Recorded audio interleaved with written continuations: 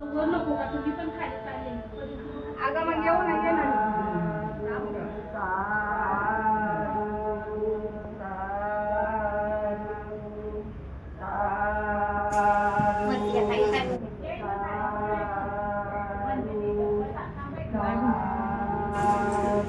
Video कोण नाही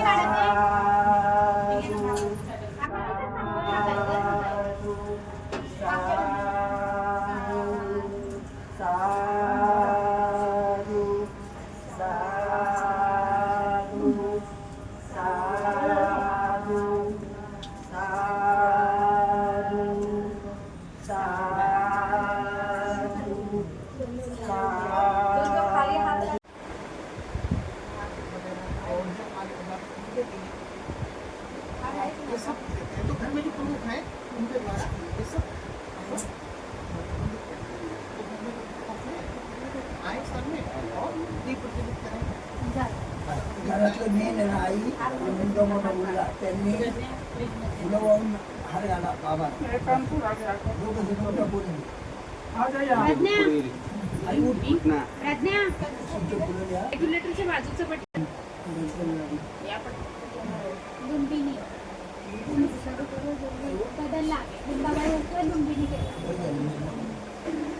अरे आधी ठेवला दिनांक 28/12/2024 ज्यांचं आपण तिसरं पुण्यानुमोदन करीत आहोत संगदान करीत आहोत असे रोहिदास दौलतराव आहिरे त्यांच्या पश्चात त्यांची पत्नी लिंबुनी आहिरे आणि त्यांचे मुलं नातू सून पटकुंड नातेवाईक सर्वजण उपस्थित राहू या ठिकाणी आपण तिसरा आहिरे साहेबांचा आपण तिसरा पुण्यानुमोदन म्हणजेच संगदान करीत आहोत।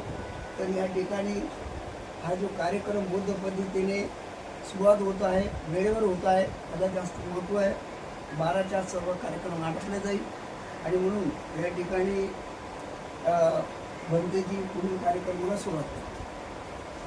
आपण गुरुवर बसून नंतर ते सांगतो तिथूनच होतात तुमचे फक्त एक प्रश्न तरी जागी ठेवा सगळ्यांनी गुरुवर बसून जागा पुरणार ना आपण हात जोडायचे सगळं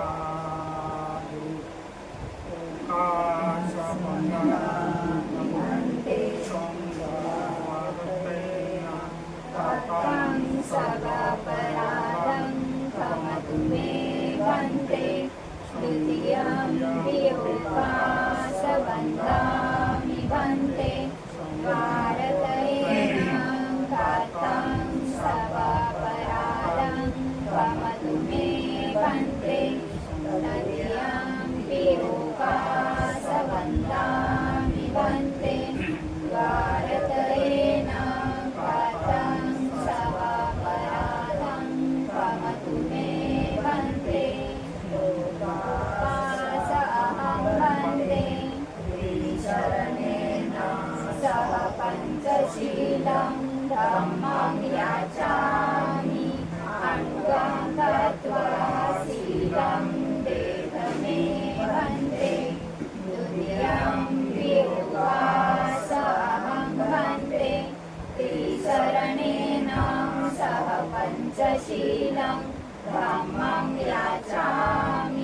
अनुगं कृत्वा शीलं देहमे भन्ते तदीयं वियोगासहं भन्ते त्रिशरणेन सह पञ्चशीलं धम्मं याचामि अनुगं कृत्वा शीलं देहमे भन्ते प्रदान करते अहं वन्दे तस्सा अर्हतो सम्मा सम्बुद्धस्सा नमो तस्स भगवतो अरहतो सम्मा सम्बुद्धस्स नमो तस्स भगवतो अरहतो सम्मा सम्बुद्धस्स नमो तस्स भगवतो अरहतो सम्मा सम्बुद्धस्स शरणं गच्छामि बुद्धं शरणं गच्छामि धम्मं शरणं गच्छामि धम्मं शरणं गच्छामि संघं शरणं संघं गच्छामि शरणं गच्छामि द्वितीयं बुद्धं शरणं गच्छामि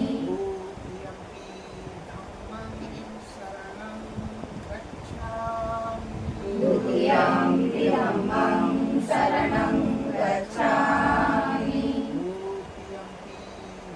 संघं शरणं गच्छामि द्वितीयं संघं शरणं गच्छामि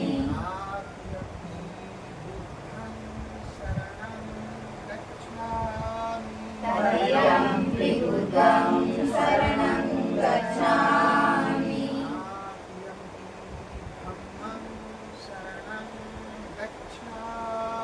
तदीयं धम्मं शरणं गच्छामि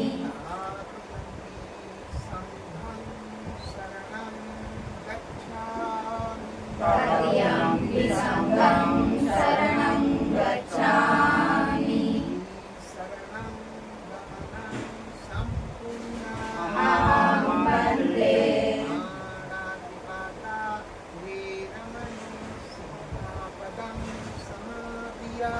पाणातिपाता वेरमणि सिक्खापदं समादियामि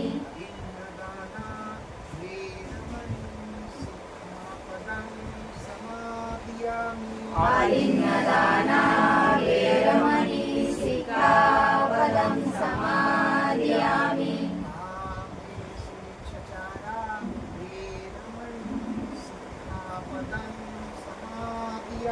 कामेषु मिथ्याचारा वेरमणि सिक्खापदं समादियामि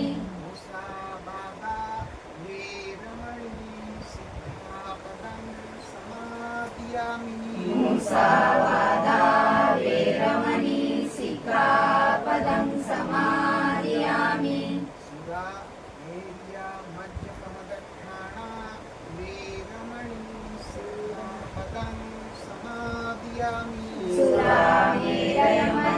सुरामेरयमज्जपमादठाना वेरमणि सिक्खापदं समादियामि साधु साधु शरणं सद्धि पंचस्कंदं धम्मं साधुतं शिवत्तिकृत्वा अपमादेन सीलं संपदेत वन्दे साधु साधु साधु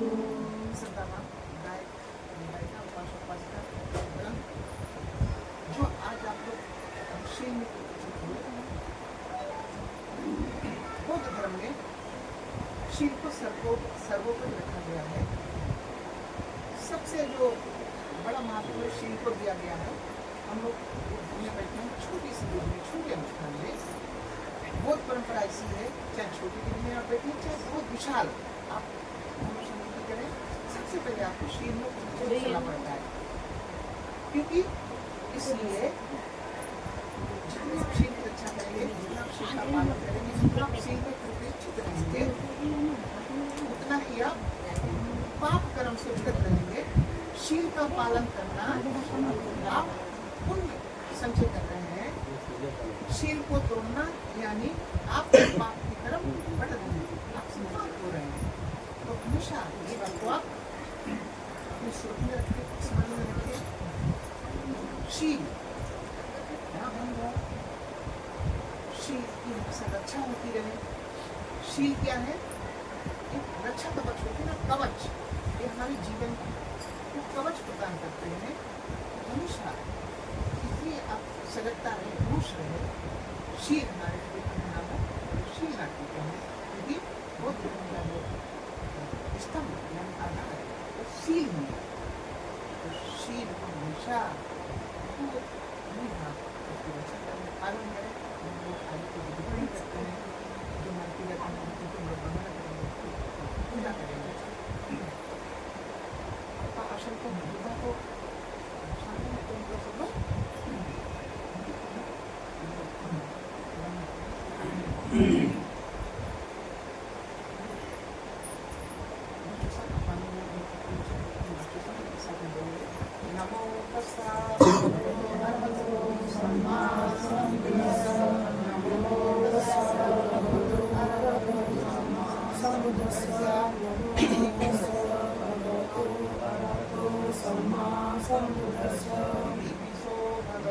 अरहं सम्मा सम्बुद्धो विद्याशरणसम्पन्नो सुरगुरुपविदो अनन्तरो पुरीशतमसारथि सत्ता देवा मनुष्याणां बुद्धो भगवति भगवतो धम्मो संसदीको महालिको पश्चिमो उपनायिको पंचकं देवतमो विरोधि भगवतो सावक संगो विपरिपन्नो भगवतो सावक संगो नियमपटिपन्नो भगवतो सावक संगो शान्तिपटिपन्नो भगवतो सावक संगो विदं चत्तारि पुरीशयुगानि पुरीशपुत्राय भगवतो सावक संगो आमनीयो आमनीयो तपनीयो करणीयो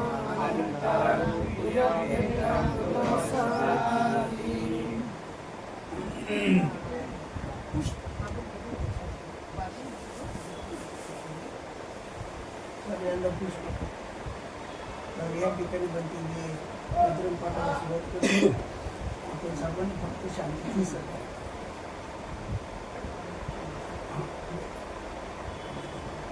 सब बिलकुल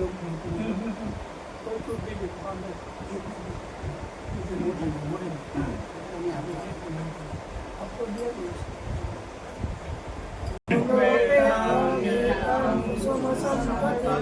पूजयामि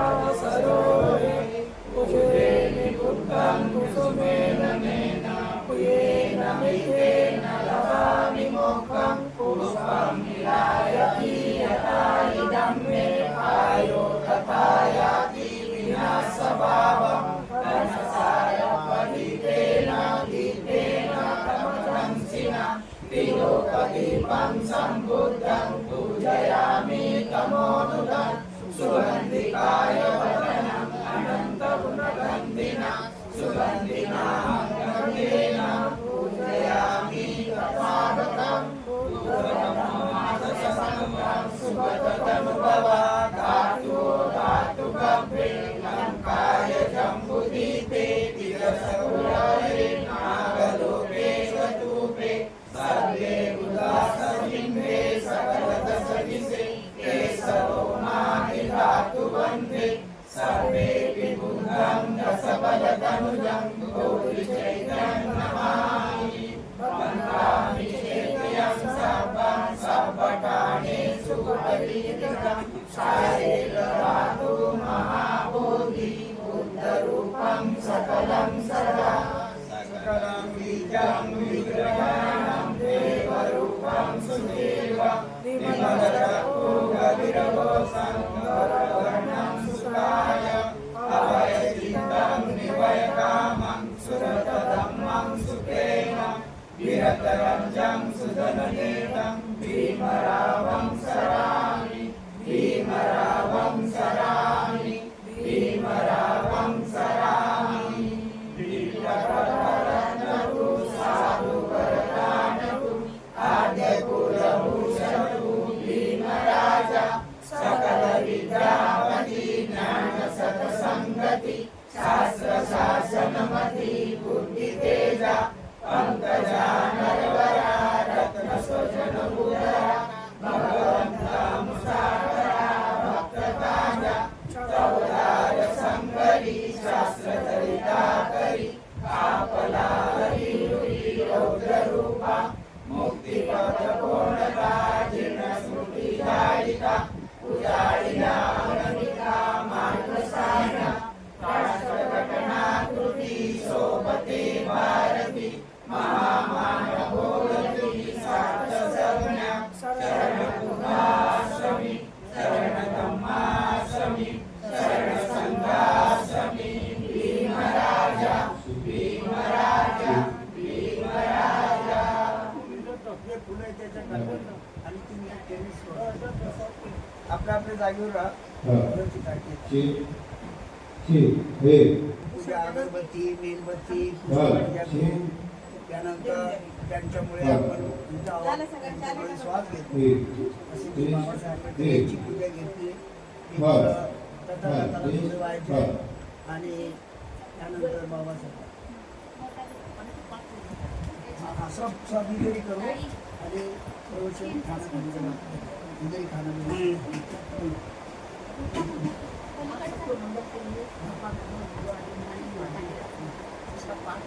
आप लोग एकाग्र मन से शांत सेवन करेंगे. जिसे ध्यान की अवस्था बैठते हैं वैसे आप लोग शांत बसा, डोळे दाबून ऐकायचं फक्त. मुख्य लोक त्यांची सुरुवात सबसे पहले तो जो परिश्रम रचना है ईश्वर की तरफ से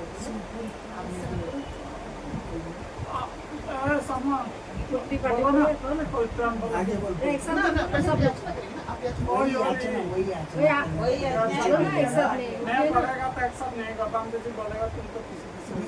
आप आगे बोलो नीचे बोलो. हाथ जोड़िए. मयंक बनते शंगो दीपट्टी पतिबहाया सपा संपत्ति सिद्धिया सपा दुक्खा विनाशाया सपा बाया विनाशाया सपा रोगा विनाशाया सपंतराया विनाशाया भावे दीर्घायु गयुका चित्ता ओजु परित्वाना परित्राना ब्रतमंगला दूतियंपि तातियंपि पंते विपट्टी पतिबहाया सपा संपत्ति सिद्धिया सपा दुक्खा विनाशाया सपा भया विनाशाया सपा रोगा विनाशाया सपांतराया विनाशाया भावे दीर्घायु गयुका चित्ता ओजु परित्वाना परित्राणा लोकमंगला.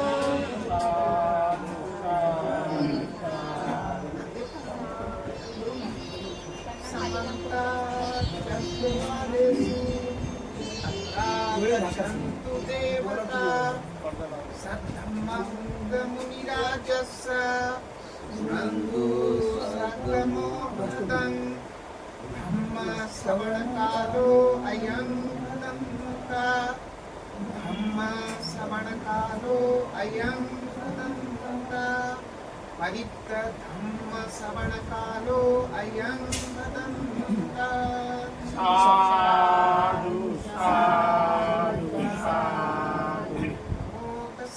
भगवतो अरहतो सम्मा सम्बुद्धस्स नमो तस्सा भगवतो अरहतो सम्मा सम्बुद्धस्स नमो तस्सा भगवतो अरहतो सम्मा सम्बुद्धस्स. संत चित्तातिशरण शरण रूपांतरेवा गुमा गुमाच देवा गुणगणगणं समकाल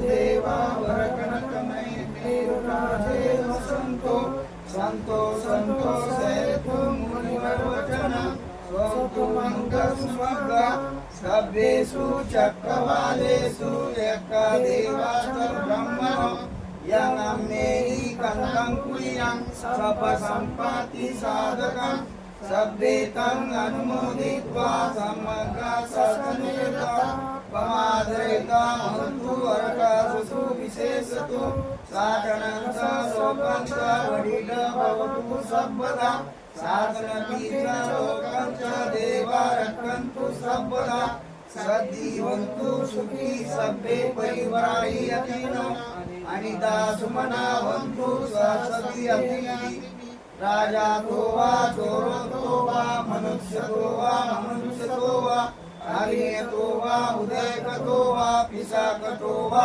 कानुक तो वा कनकट तो वा नकत तो वा जनपद रोत तो वा असंहित तो वा असंहित तो वा असपुरित तो वा जडल हत्ती असंहित कुकुराई वचिका मनीष श्री अच्युतरच्च सुकरमैस यक्क यक्क साधी नाना भेद्वा नाना रुगत्वा नाना उपदेत्वा सभ्ये अरंगान्तु देवती तेन सत्यवचेन सोऽग्ने वधुसम्पदा एतेन सत्यवचेन सर्वदुःखा विनाशतु एतेन सत्यवचेन भूतु ते जयमङ्गलम् साधु साधु साधु यस्यानुभातो यथा देव दस्सन्ति विषदाव्यमे जीवानुरन्तो रतिदेवमतन्वितो सुखं सुपतिषु च पापं किञ्चेव पश्यति एवमादि गुणोपेतं परितं तं भजामहे करणीयमेतत् सचेतन यन्तं सन्तं पदम् अभिसमेत सपो ऊर्ध्वसुषु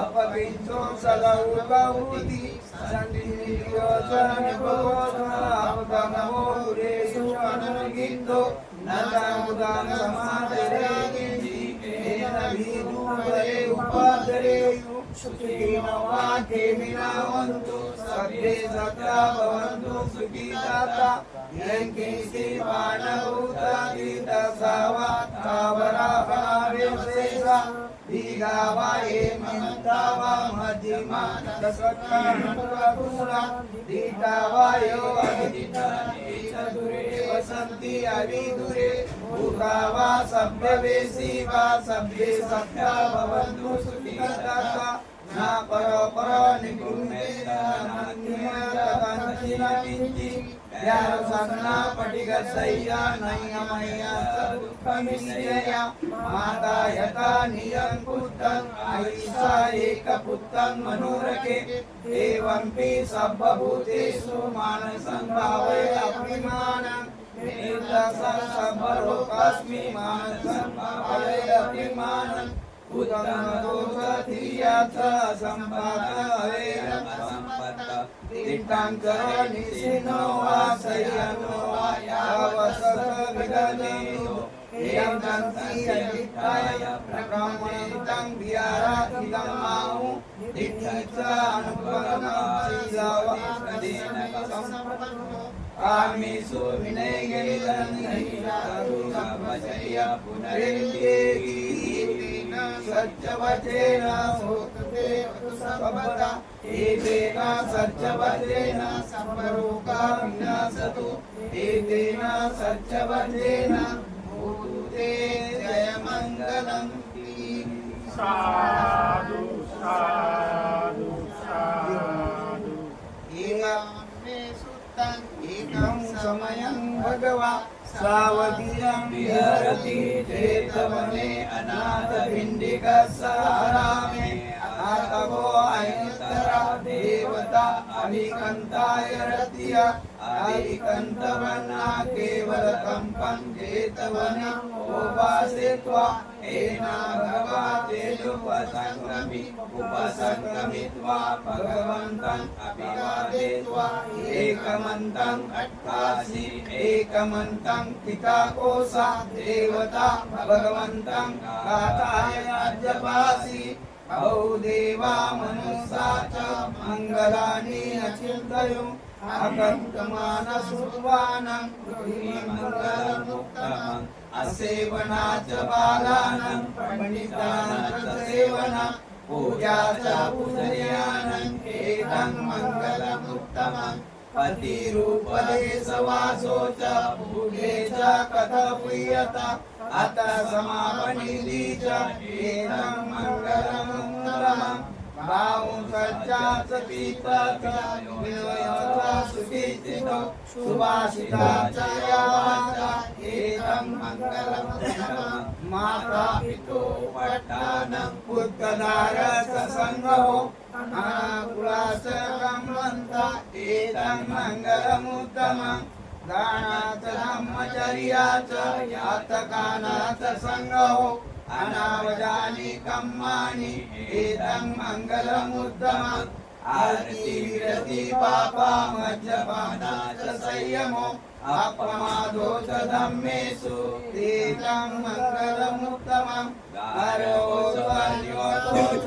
सन्तुष्टि च कथयुता कालेन धम्मश्रवणम् एतं मङ्गलमुत्तमम् खन्ति च मनसा श्रवणान् च दर्शनम् कालेन धम्मसाकस्य एतं मङ्गलमुत्तमम् तपोधर्मचर्या च हरिसज्जानदर्शनम् निब्बाणसच्चिक्रिया च एतं मङ्गलमुत्तमम्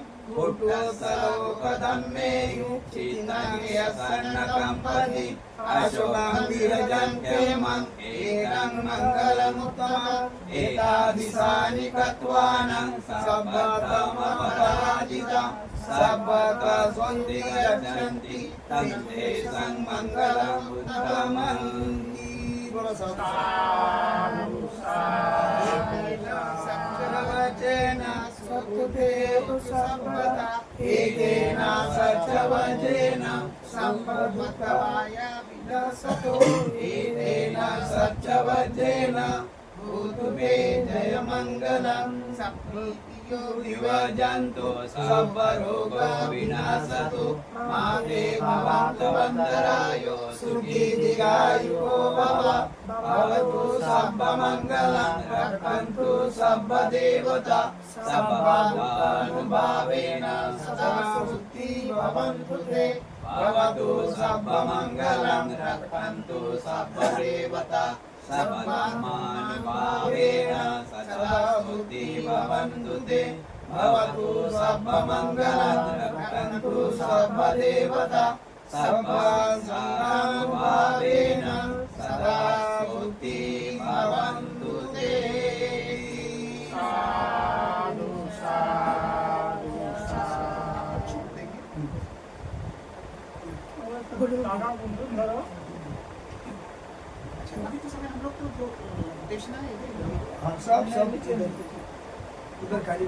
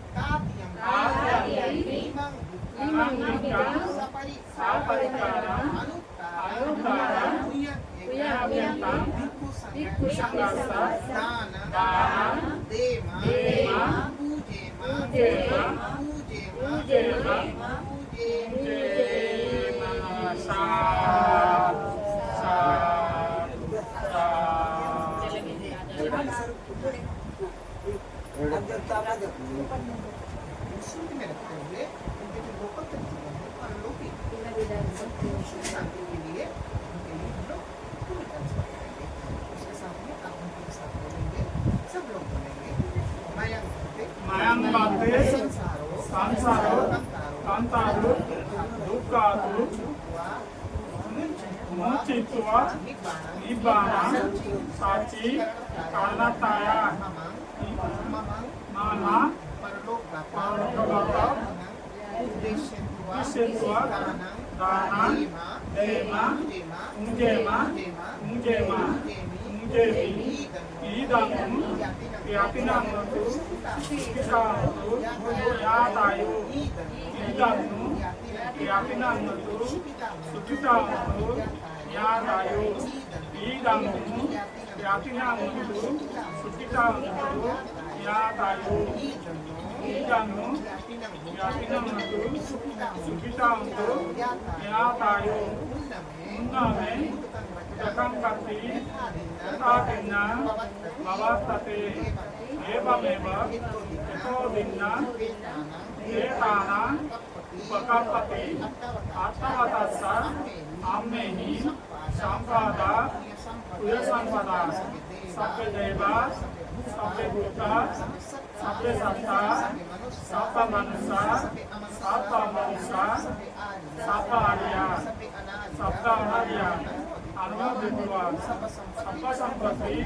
कीर्तिया आकाशंतासा होमाका देवलोका महित्या पुण्यांता अनुमोदित्वा शिरं रक्षन्तु शुद्धशासनं शिरं रक्षन्तु जिनदेशनं शिरं रक्षन्तु मांपरां एनेन नियंगमेन नामबाला समागमो सातां समागमोतु यावनिर्वाणा आत्मया इदं दानां इदं शीलां इदं पुण्यां असवकायां वसुंधरी देवभूमि सप्तमत्वा समागता इदानी कुशलकर्मणि तुम्हे जनता वसुंधरी महापटवी साक्ष्योतु भवातु इत्यादु साधू सगळे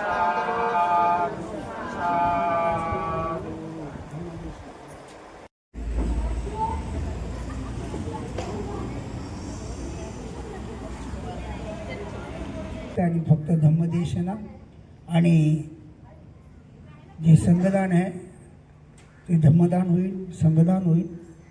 तर म्हणून या ठिकाणी धम्मदेशनाला सुरुवात करतील. पहिल्या प्रथम या ठिकाणी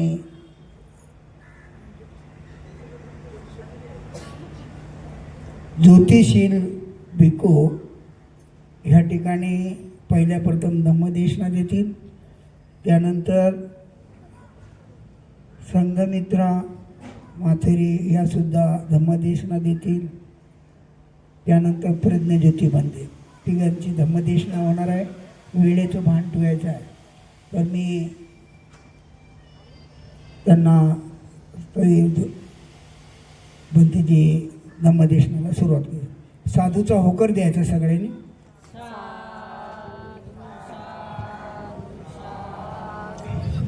नमामि बुद्धं गुणसागरन्तं नमामि धम्मं सुगतेन देशितं नमामि संघं मुनिराजसावकं. महाकारुणिक तथागत मान गौतम बुद्ध, परम पूज्य बाबा साहेब, माननीय अनुत्तर पुण्य क्षेत्र भिक्षु संघ, नालंदा सामाजिक शैक्षणिक केंद्र के अंतर्गत नालंदा विपासना केंद्र के सिद्धा संपन्न विपश्वी साधक दायक दायिका उपासक उपासिका वृंद, परम पूज्य गुरु बनते, नालंदा सामाजिक शैक्षणिक केंद्र के संस्थापक अध्यक्ष श्रीदेव भंते ज्योतिरतन महाथेरो को सर्वप्रथम वंदना. वंदना इसलिए जिन्होंने इस एरोली नगर ही नहीं पूरी नवी मुंबई महाराष्ट्र के कई भाग में धर्म का प्रचार प्रसार किया. बार बार वंदन गुरु भंते आचार्य भंते को, हमारे जन्म जन्मांतर के ज्ञाति गण, आप सबको मंगल मैत्री शुभेच्छा आशीर्वाद. आज जो आप लोग एक कुशल कर्म के लिए, पुण्य कर्म के लिए, दान कर्म संपादित करने के लिए एकत्रित हुए, एक साथ बैठे हैं. सबसे पहले मैं जो माननीय अनुत्तर पुण्य क्षेत्र भिक्षु संघ है उसका मैं परिचय कराना चाहूँगा. मैं ज्योतिषील भिक्षु 2011 में हुई 23 अक्टूबर को, लेकिन जो प्रवज्ञा नालंदा सामाजिक शैक्षणिक केंद्र में 15 सितंबर 2009 में संपादित हुई. तो हमें ज़्यादा अपना परिचय देने की ज़रूरत नहीं, आप सब हमारे परिचित हैं, ज्ञाती हैं। आज जो हम लोग आप सबके समक्ष भिक्षु संघ उपस्थित है, इसमें हमारे साथ में जो बैठे हुए हैं अजंता बुद्ध विहार थाने से प्रज्ञा ज्योति भिक्खु, उनके साथ में गिरिमानंद भिक्खु, ये अजंता बुद्ध विहार थाने से आप सबके सामने उपस्थित हुए हैं। सबके परिचित, जिनकी वाणी, जिसकी मतलब आवाज़ इतनी अच्छी कहेंगे, मधुर कहेंगे, कड़क कहेंगे, धर्मवीर भिक्खु, नालंदा बुद्ध विहार, विष्णु नगर, दीघा में आता है। आप सबके समक्ष जो माता जी महाथेरी संघमित्रा नाला सुपारा से उपस्थित हुई हैं, उनके साथ में जो संघमित्रा भिक्खुनी, यानी ये संजोग है कि दोनों माता जी हैं, उनके नाम समान हैं। साधु साधु, ठीक है। तो माननीय अंतरकोण क्षेत्र भिक्षु को एक बार फिर वंदना करते हुए आप सबको पुण्यदान मंगल मैत्री। आज जो हम लोग संगदान का आयोजन अहिरे परिवार के द्वारा माध्यम से जो होने जा रहा है, ये ऐसे पुण्य विपाक है, पुण्य कर्म है, इनका आयोजन बार बार होते रहना चाहिए। दान की जो महत्ता है, उसमें जो अगर संगदान कहेंगे, वैसे तो बौद्ध धर्म में 10 प्रकार के दान का महत्व है। दान का महत्व समझना बहुत जरूरी है, क्योंकि आप लोग सांसारिक हैं, गृहस्थ हैं, तो सबसे पहले जो अगर आप अपनी पारमिता पूरी करेंगे, सबसे पहले आपको अपने दान देखने पड़ेंगे। दानशील भावना। आप लोग सांसारिक हैं, हम लोग संन्यास जीवन जी रहे हैं, हम लोग शील समाधि प्रज्ञा, इस तरीके से एक क्रम है। तो दान बौद्ध धर्म में 10 प्रकार के दान का महत्व है। सबसे पहला जो दान है जलदान, आहार दान जिसे भोजन दान कहा गया, अंग वस्त्र दान, औषधि दान, और जो शैया दान जिसमें हम लोग बैठते हैं, उसके बाद में छत्र दान, छतरी वगैरह दान करते हैं, औषधि दान, और उसके बाद में जो विहार दान सबसे बड़ा दान कहा गया है, वाहन दान। इस प्रकार से 10 प्रकार के दान का उल्लेख है। हर दान के अपने अपने महत्व हैं। जैसे अंग वस्त्र दान कहा है, ये हिंदी का शब्द है, शायद समझने में आपको असुविधा हो रही है, तो जो अंग वस्त्र दान है उसको हम लोग चीवर दान कहते हैं। आज जो आप लोग चीवर दान की जो मतलब चीवर दान कर रहे हैं, सबसे पहले तो हमें जो इस पवित्र पावन चीवर है उसको मैं वंदन करता है। जो इस चीवर को धारण करते हैं भिक्षु संघ, उनको भी मैं पुनः पुनः वंदन करता है। इतना पवित्र, इतना सुचितापूर्ण जो चीवर है, कितना मंगलकारी है। ऐसे चीवर, मंगलकारी चीवर और चीवर धारण बनने को मेरा बार बार वंदन। अब ये दान कर्म जो है, दानशील भावना, ये बौद्ध धर्म के 3 स्तंभ हैं। दान को हम लोग अच्छे प्रकार से हम लोग दान का पालन करते हैं। शील को भी देखना पड़ेगा। शील मनुष्य जीवन के रक्षा कवच हैं। जितना आप शील में प्रतिष्ठित रहेंगे, शील का पालन करेंगे, अपने शील को ज़्यादा से ज़्यादा जितना आप उसमें संयम में रहेंगे, तो आप जो हैं आप पुण्य सृजन करेंगे। शील तोड़ेंगे, शील भंग हो जाएंगे, तो आप पाप की तरफ विरत होंगे। तो शील को भी अपना देखना पड़ेगा। अंत में आता है भावना, विपश्यना। विपश्यना मनुष्य जीवन का अगर ध्येय कहेंगे तो विपश्यना ही है। बौद्ध धर्म के अनुसार जो मनुष्य जीवन का जन्म हुआ, जो हम लोगों को मनुष्य जीवन मिला है, वो सिर्फ और सिर्फ दुख से मुक्त होने के लिए मिला है। आप अगर भगवान बुद्ध के 4 आर्य सत्य देखेंगे तो भगवान बुद्ध कहते हैं, अगर आपको 4 आर्य सत्य का ज्ञान नहीं है तो आप अज्ञानी ही कहलाएंगे। जो दुख को आर्य सत्य कहा गया है, अगर दुख का आपको ज्ञान है तो आप अविद्या से मुक्त रहेंगे और आप ज्ञानवान होंगे, ज्ञानी कहलाएंगे। तो दुख ये इस जगत का सबसे बड़ा सत्य है। दुख भगवान बुद्धा ने जो चार सत्य हैं, दुख उनकी व्याख्या की है। दुख का कारण है, दुख का निवारण भी है, और दुख के निवारण का मार्ग भी है। वो क्या है? अष्टांगिक मार्ग। जब हमारा जो त्रिपिटक ग्रंथ है पवित्र, उसमें अगर संयुक्त निकाय का अध्ययन करेंगे, स्टडी करेंगे, तो इसकी जो व्याख्या है आपको बहुत अच्छे से, बहुत सुंदर रूप में आपको समझने को मिलेगी, देखने को मिलेगी। भगवान बुद्ध आगे कहते हैं दुख कैसे उन्होंने व्याख्या की है। जन्म दुख है, मृत्यु दुख है, रोग व्याधि, इस तरीके से ये दुख है। जो हमारे प्रिय हैं उनका वियोग दुख है। जो हमें अप्रिय हैं, जिनके साथ में नहीं रहना चाहता है, उनके साथ अगर हमें रहने को मिले, यानी अप्रिय का संयोग जिसे कहते हैं, वो दुख है। इस तरीके से जन्म, मृत्यु, पुनर्जन्म, ये दुख हैं। इसके साथ में जो हमारा जो पंच स्कंद जो शरीर है, देह है, ये दुख में ही आता है। तो दुख ये बहुत बड़ा एक मानव जाति के समक्ष ये दुख है, ये बहुत बड़ा क्वेश्चन है। भगवान बुद्धा से पहले काफी लोग अपनी अपनी इस दुख से मुक्त की खोज में बहुत लोग रहे, बहुत लोगों ने अनुसंधान किए, बहुत प्रयोग किए, लेकिन उनके प्रयोग अनुसंधान इतने कठिन थे, बहुत कठिन थे। लेकिन भगवान बुद्धा ने जो दुख से मुक्ति के लिए जो खोज की, वो इतनी मध्यम मार्ग की है, उसे कोई भी अपना सकता है। ये सिर्फ अपने देह पे प्रयोग है, बहुत सिंपल है। ना किसी देह, ना किसी आकृति, ना किसी रूप, कुछ भी किसी का ना तो ध्यान है इसमें। सिर्फ और सिर्फ जो हमारी स्वाभाविक सांस है, उसका ही हम लोग अनुसंधान करते हैं, उसको ही देखते हैं। उसको देखते ही देखते हम लोग जो है अनित्य भाव है उससे छूटते हैं। अनित्य भाव क्या है? हम लोग इस संसार में आए हैं, संसार में आने से हम लोग क्या है, एक बंधन बंध जाते हैं, अटैचमेंट में। बंधन क्या है? संबंध, रिश्ते जो होते हैं।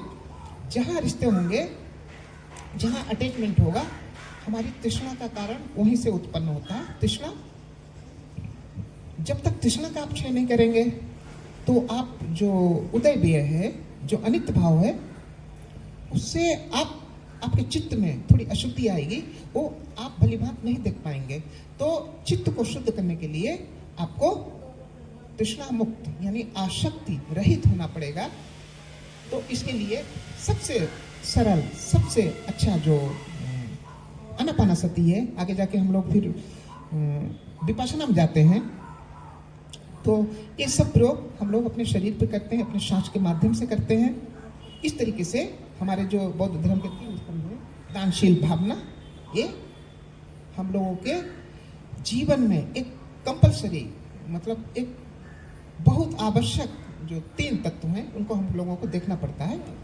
इतना देखते ही देखते जो मनुष्य जीवन का जो परम ध्येय है, निर्वाण सुख, जिसे अरहत पद कहा गया है, उसकी प्राप्ति संभव है। मनुष्य जीवन में ही ये सोपान है, हम लोग तय कर सकते हैं, पा सकते हैं। इसके अलावा आप अन्य किसी भी जो भगवान बुद्ध द्वारा बताई गई 31 लोक भूमि है, उन किसी भी लोक भूमि में जाके आपको ये जो निर्वाण पद है उसका साक्षात्कार करना बहुत दुर्लभ है, बहुत मुश्किल है।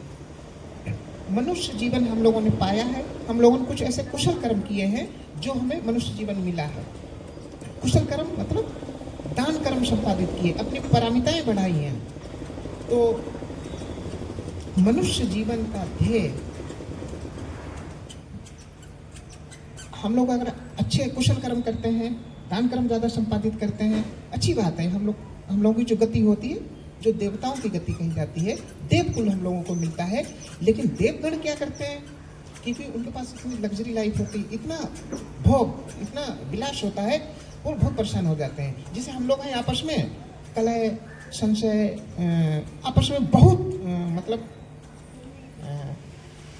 लड़ाई झगड़ा, वाद विवाद होते ना, तो उन लोगों में भी एक सेम ऐसा ही होता है। मनुष्य जीवन भी जैसा है, लेकिन उन लोगों के पास सुविधाएं बहुत हैं, जिसे हम लोगों को बहुत परिश्रम करना पड़ता है कुछ पाने के लिए, कहीं जाने के लिए। साधन जैसे हम लोग अलग हैं, उनके अलग होते हैं, खाने पीने के भी उनका सब कुछ बहुत विशेष होता है, लेकिन वो परेशान हो जाते हैं। फिर परेशान होकर कहते हैं नहीं, हमें मनुष्य जीवन चाहिए। मनुष्य जीवन होने से हम लोग जीव मुक्त हो जाएंगे। जीव मुक्त मतलब ये जो भव संसरण है उससे हम लोग मुक्त हो जाएंगे, यानी फिर हमारा कोई भी, यानी परम पद जो निर्वाण सुख है उसके पाने के बाद में जो जन्म मृत्यु है, वो जो भव चक्र है उससे निकल जाते हैं। जब भव चक्र से हम लोग निकल जाएं, निकलने के बाद में फिर जो परम अवस्था है वो अगर हमें मिल गई, फिर ना तो सुख है ना दुख है, सब कुछ सारा का सारा ये जो परम जिसे आनंद कहते हैं उस अवस्था को हम लोग पा लेते हैं। फिर हमें कुछ आकांक्षा, इच्छा या कोई भी लालसा नहीं रहती है, यानी वो अवस्था ऐसी दुख से मुक्ति की अवस्था, वो अवस्था जो भगवान बुद्धा ने प्राप्त की, वो अवस्था जो भगवान बुद्धा ने हम लोगों को एक समुचित मार्ग देके हम लोगों के चलने के लिए, वो एक मार्ग हम लोगों के लिए दिया। तो बौद्ध होने के नाते हम लोगों सबका एक परम कर्तव्य बनता है कि भगवान बुद्ध द्वारा जो बताए मार्ग पर हम लोग अच्छे से चलें, अपने धर्म का अच्छे से पालन करें।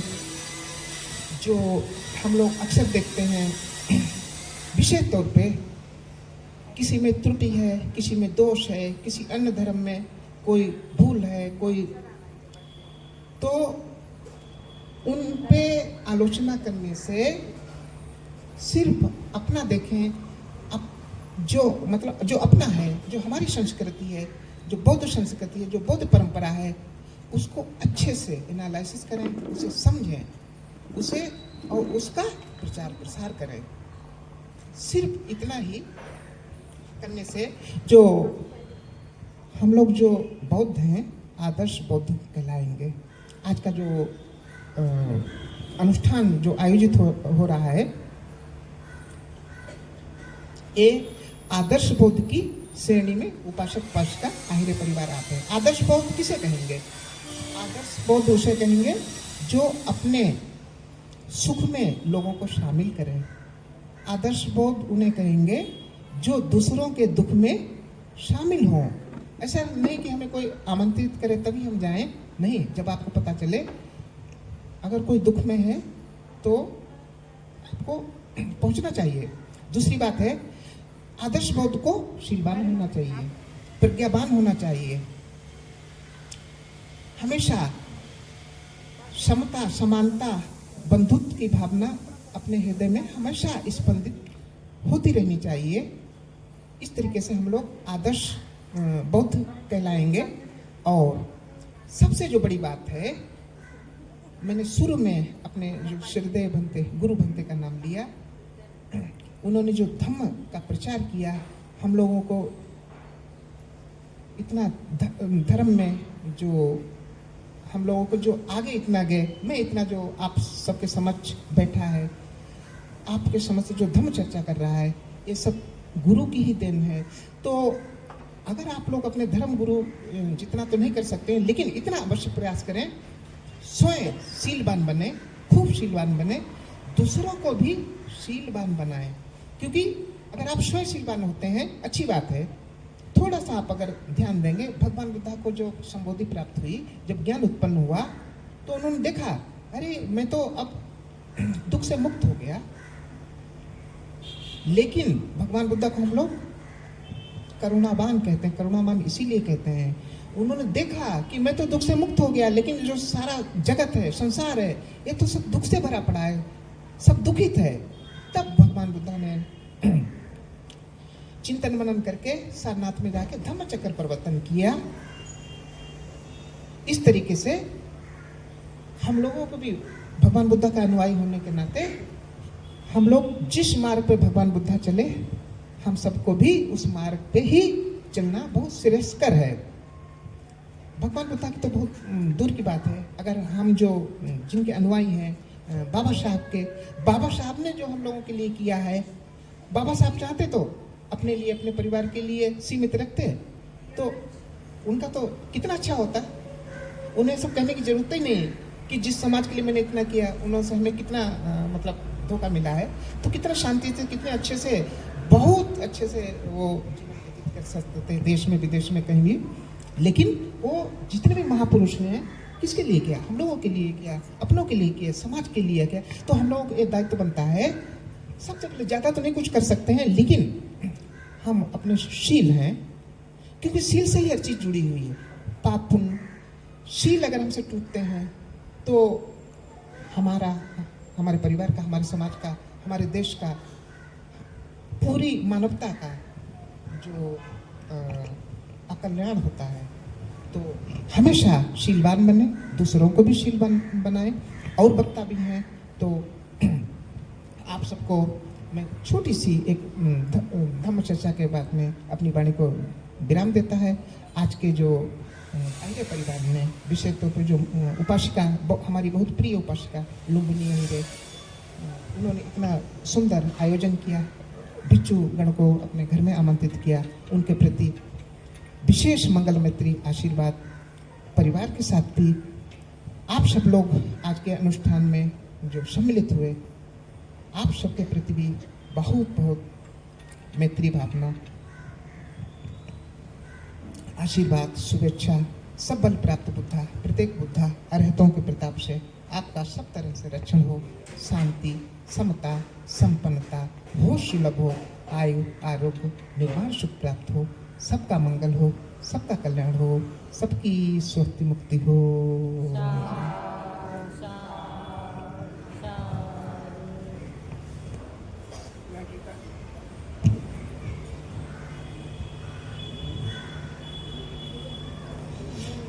ज्योतिषील यांनी खरोखर आज महाराष्ट्रात येऊन उत्तर प्रदेशमधून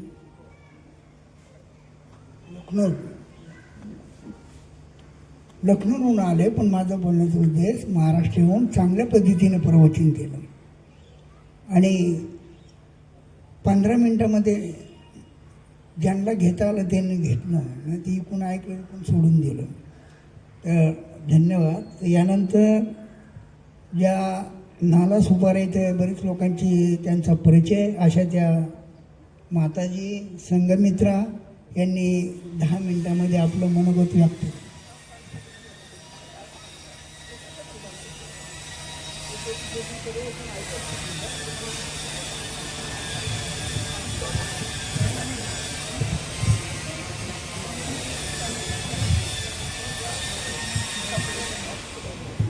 नमः बुद्धाय, जय भीम.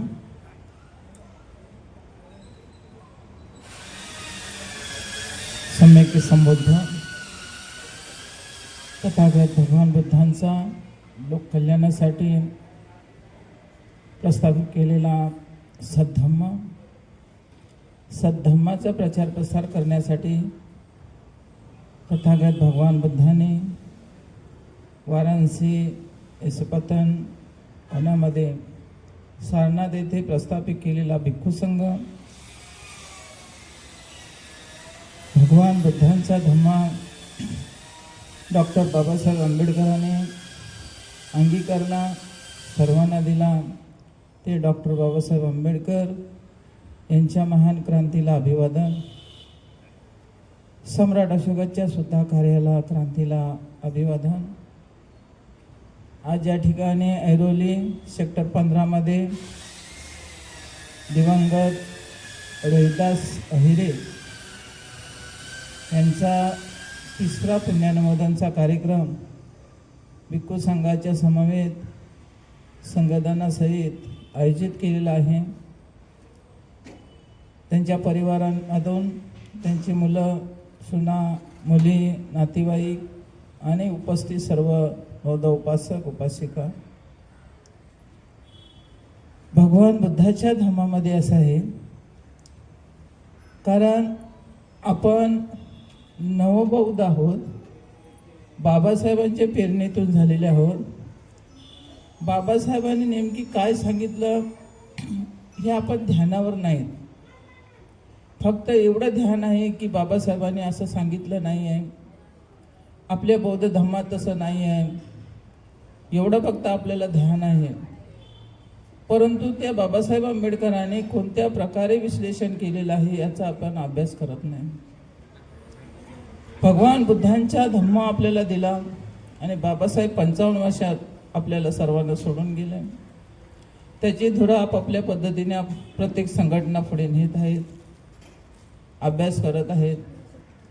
परंतु भगवान बुद्धांच्या धम्मामध्ये जेव्हा व्यक्ती हा निघून जातो घरातून, तेव्हा त्याचा परिवार, त्याचे नातेवाईक, मुलं मुली कोणी असोत, तर त्यांच्या नावाने पुण्यानुमोदन करून, पुण्याचा संचय करून त्यांना सुगतीचा मार्ग मोकळा करून देत असतात. की जोपर्यंत आपण त्यांच्या गेला म्हणजे निघून गेला असं नाही, की संपला असं नाही. परिवाराची फार मोठी जबाबदारी असते. परिवारांसाठी त्यांनी खूप काय केलेलं असतं. मुलांना शिक्षण देणं, त्यांना घर, त्यांना निवास, त्यांचं लग्न करणं, साऱ्या गोष्टी माणूस करून जातो. परंतु त्याला पुण्यप्राप्तीसाठी, त्याला सुगती प्राप्तीसाठी त्याच्या पाठीमागचं कुटुंब त्याला पुण्यानुमोदन म्हणतात आणि पुण्य हे करत असतात.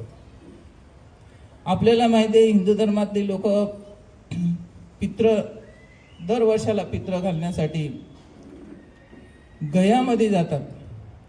त्यांना सर्वांना सांगितलेलं आहे, तुम्ही बुद्ध गयेमध्ये जा आणि तुमच्या पित्रांना तुम्ही काय करा, त्यांच्या नावाने त्या ठिकाणी पित्र घाला. मग एवढी लोक जातात की त्यांना राहण्यासाठी सुद्धा जागा नसतो. ते ब्राह्मणाला सुद्धा सोबत नेतात. अगोदर ती 2-3 महिने रूमही बुकिंग करतात आणि एकच दिवस नाही, अनेक दिवस ती पित्र घालत असतात. आता पित्र घालत असताना सगळ्या कुळाचं ते नाव घेत असतात, पूर्ण कुळाचे, आईचं, वडिलांचं, भावाचं, बहिणीचं, जेवढा कुल आहे तेवढ्या कुलांच्या नावाने आम्ही या ठिकाणी पुण्यदान करत आहोत. असं हे म्हणजे ऐकून नाही, प्रत्यक्षात पाहून मी सांगत आहे. हे पुण्य ते करत आहेत. एवढंच पुण्य नाही, ते त्यांच्याच कुलासाठी नाही करत. शुद्धोधन कुल, महामाया कुल, यशोधरा कुल, म्हणजे बुद्धाच्याही कुलाचं नाव घेऊन त्या ठिकाणी ते पुण्यदान करत असतात. आणि जाऊन त्यांचे ब्राह्मण सांगतात की महात्मा बुद्ध त्यांचं दर्शन केल्याशिवाय, दान पुण्य केल्याशिवाय तिथून निघायचं नाही. बघा चक्र कसं आहे ते, है ना. पण आपण म्हणतो आमच्यामध्ये काहीच नाही. पण हे पुण्य सतत आपण केल्याच्या नंतर त्या माणसाला त्याची सुगतीचा मार्ग खुला होतो. एक गोष्ट अशी आहे की एका गावामध्ये एक माणूस राहत होता. आयुष्यात कधीच त्याने पुण्यकर्म केलं नाही, कधीच नाही. कोणाला दिलं काहीच नाही. जीवन जगला, मुलांना लहानाची मोठी केली, परंतु पुण्य काहीच केलं नाही. मेल्याच्या नंतर बंतीजीने आपल्या प्रोजेक्टमध्ये सांगितलं, तुम्हाला समजलं नाही, समजलं ते, तो प्रेत योनीमध्ये गेला. प्रेत योनी, अनेक योनीमध्ये माणूस हा मेल्याच्या नंतर जातो. त्याच्यासाठी आपल्याला अभिधम्माचा अभ्यास करावा लागतो आणि अभिधम्माचा पालीचा अभ्यास केल्याच्या नंतर हे काय आहे ते आपल्याला समजलं जातं. प्रेत योनीत गेल्याच्या नंतर त्याला काहीच भेटत नसतं, मार्गही त्याला भेटत नाही. सुगती काय हे सुद्धा त्याला दिसत नाही की मी एवढं वाईट कर्म करून त्या दुनियेतून ह्या दुनियेत आलेला आहे आणि संपूर्ण परिवार, नातेवाईक सर्व सोडलेलं आहे. मनुष्य जन्मातून माझी सुटका झाली, परंतु या ठिकाणी मला प्रेत योनी भेटलेली आहे. परंतु त्या माणसाची एक मुलगी होती आणि ती मुलगी लपून छपून काय करायची, त्याच्या वडिलांच्या लपून छपून ती पुण्यकर्म करत राहायची, लपून छपून. आणि मग वडील गेल्याच्या नंतर सुद्धा ती पुण्यकर्म करायची. की घरातली माणसं अशी आहेत की आपल्याला रागवतील, म्हणून त्यांना न सांगता ती पुण्यकर्म करत होती. आणि एक दिवस त्या मुलीच्या पुण्यकर्माने त्याला त्या ठिकाणी तो जीवत होता, चांगलं खात होता. त्या ठिकाणी एक राजाचा रथ येतो. रथ आल्याच्या नंतर ते प्रेत उठल्याच्या नंतर ते एकदम भयानक राजाला दिसलं. राजा घाबरतो की बाबा तू कोण आहेस आणि माझ्या रथाच्या आडवा तू का आलेला आहेस. तेव्हा ते प्रेत त्या राजाला सांगत असतं की राजा, तू जे राज्य चालवत आहेस तर तू राज्य तुझ्या नावासाठी न चालवता तू लोकांना पुण्यकर्म करत राहा, दान दक्षिणा देत राहा, दान कर्म करत राहा, नाहीतर तुझा सुद्धा जन्म माझ्यासारखा होईल. राजाही दसकला की कसं काय बाबा. त्यानं विचारला. एक जातक कथामधली एक कथा आहे. त्यांनी सांगितलं मी माझ्या जेव्हा मनुष्य जन्मात होतो तेव्हा मी कोणालाच दान कर्म केलं नाही आणि म्हणून मला हे प्रेत योनी भेटलेली आहे. परंतु माझी एक मुलगी होती आणि ती आत्तापर्यंत ती सुद्धा माझ्या नावाने एक पुण्यकर्म लोकांना दान कर्म करत आहे, म्हणून तर मला जेवायला भेटत आहे. आणि ह्याची माझी आता सुटका कधी होईल ती मी सांगू शकत नाही. ह्या योनीतून मी दुसऱ्या योनीत कधी जाईन हे सुद्धा मी सांगू शकत नाही. तेव्हा तू तुझ्या राज्यामध्ये संपूर्ण पुण्यकर्म करत राहा. म्हणून माणूस आपण आले, आपण फक्त आपल्यासाठीच जगत नाही ना, आपल्यासाठीच कमवत नाही ना की आपणच कमवावं, आपणच खावं, कुणाला देवं नाही. पण बुद्धाने परंपरा टाकून दिलेली आहे की तुमच्या कमाईतलं समजा जे काय आहे ते भगवान बुद्धाने सुद्धा दान पारमिता सांगितलेले आहे. हे दान दिल्याशिवाय तुमच्या कमाईला सुद्धा यश येऊ शकत नाही. हे बाबासाहेबांचं अनुकरण सम्राट अशोकाने केलं. सम्राट अशोकाने 100 कोटीचं दान दिलं तरी सुद्धा तो दायक झाला नाही ना. मग मौलीपुत्र तिसं म्हटले तुमची मुलं जेव्हा तू दान देशील तेव्हा तू दायक होशील. केवढं मोठं म्हणजे पूर्ण दान केलं त्याने. विहार बांधली, सगळं रस्त्याच्या कडेला झाडं लावली, दवाखाने, विहिरी, जे का होतं तेवढं त्याने त्या कलिंग युद्धाच्या नंतर सर्व केलं. परंतु तो दायक झाला नाही आणि आपली मुलं त्याने जेव्हा दान दिली तेव्हा तो धम्माचा दायक झाला. एवढी मोठी दायक होण्याची परंपरा ह्या बुद्ध धर्मात आहे. भगवान बुद्धांचा इतिहास, भगवान बुद्धांचा अभ्यास बाबासाहेबांनी केला ना. बाबासाहेबांनी सांगितलं तुमच्या कमाईतला 20वा हिस्सा तुम्ही धम्मकार्याला द्या. नावासाठी नाही, मी दान केलं म्हणून मला एक पावती द्या, मी दान केलं म्हणून माझं नाव लिहा, मी दान केलं म्हणून माझा फोटो काढा, मी दान केलं म्हणून यूट्यूबला टाका. त्याचं पुण्य तुमचं पूर्ण संपून जातं. काही लोक अगरबत्ती लावताना माझा फोटो काढा, व्हॉट्सअपला टाका. मेणबत्ती लावताना, फुलं देताना, भोजन देताना, हे सगळं आपल्याला बघण्यासाठी आहे, परंतु लोकांना दाखवण्यासाठी नाही की मी काय करत आहे, मी हे जे काय करत आहे. म्हणून पुण्याचा वाटा बाबासाहेबांनी सुद्धा सांगितला की 20वा हिस्सा तुमच्या चांगल्या कर्मासाठी तुम्ही देत राहा धम्मकार्याला. धम्म कसा चालत आहे, धम्माचं काम कसं चालत आहे, ज्या ठिकाणी धम्माचं काम चालत आहे त्या ठिकाणी तुम्ही हे धम्मासाठी 20वा हिस्सा तुम्ही दिला तर त्या धम्माला सुद्धा गती येऊ शकते आणि धम्माचं कार्य सुद्धा वाढत राहतं आणि ते वाढल्याच्या नंतर देणाऱ्याला सुद्धा त्याचा लाभ मिळतो. पण दुसऱ्याकडून आनंद दिल्याच्या नंतर आपल्याला लाभ होऊ शकत नाही. काही लोक दुसऱ्याला सांगतात ते दान कर, अरे भंतीजी आले, स्वतः काय करत नाही. काही माणसं एकटंच करतात तर दुसऱ्याला सांगत नाही. काही माणसं असे असतात की स्वतःही करतात, दुसऱ्यालाही सांगतात दान पुण्य करण्यासाठी. तर आज तुमच्या आयुर्वेलीमध्ये एवढा मोठा प्रचार झालेला आहे तो कोणापासून, तर तुमच्या ज्योतिरत्नापासून हा प्रचार झालेला आहे. हे धम्माचं घरामध्ये बीज एक फिरलेलं आहे ना, ते आपल्या ज्योतिरत्न भंतेजीने फिरलेलं आहे. आज ज्योतिरत्न भंतेजी या ठिकाणी नसतं तर एवढं तुम्हाला धम्माचं ज्ञान नसतं. आमच्यासारखे बाहेरून येऊन किती तुम्हाला सांगितलं असतं, किती बोलले असते की हे असं आहे ते तसं आहे म्हणून. पण ज्योतिरत्न भंतेजी या ठिकाणी विहार बांधून अनेक वर्ष या ठिकाणी राहिला आणि आपापल्या घरामध्ये प्रत्येकाच्या त्याने आपला धम्म रुजवलेला आहे, धम्म सांगितलेला आहे. अष्टशिलेपासून, विपशिलेपासून, पंचशिलेपासून, पौर्णिमा, अमावस्या, आणि एवढं प्रेमळ होतं ते ज्योतिरत्न की माणसं त्यांच्याकडे ते ओढून घेत होते, कधी कोणाचा तिरस्कार करत नव्हते. आणि हे सर्व तुम्हाला माहीत पडलेलं आहे.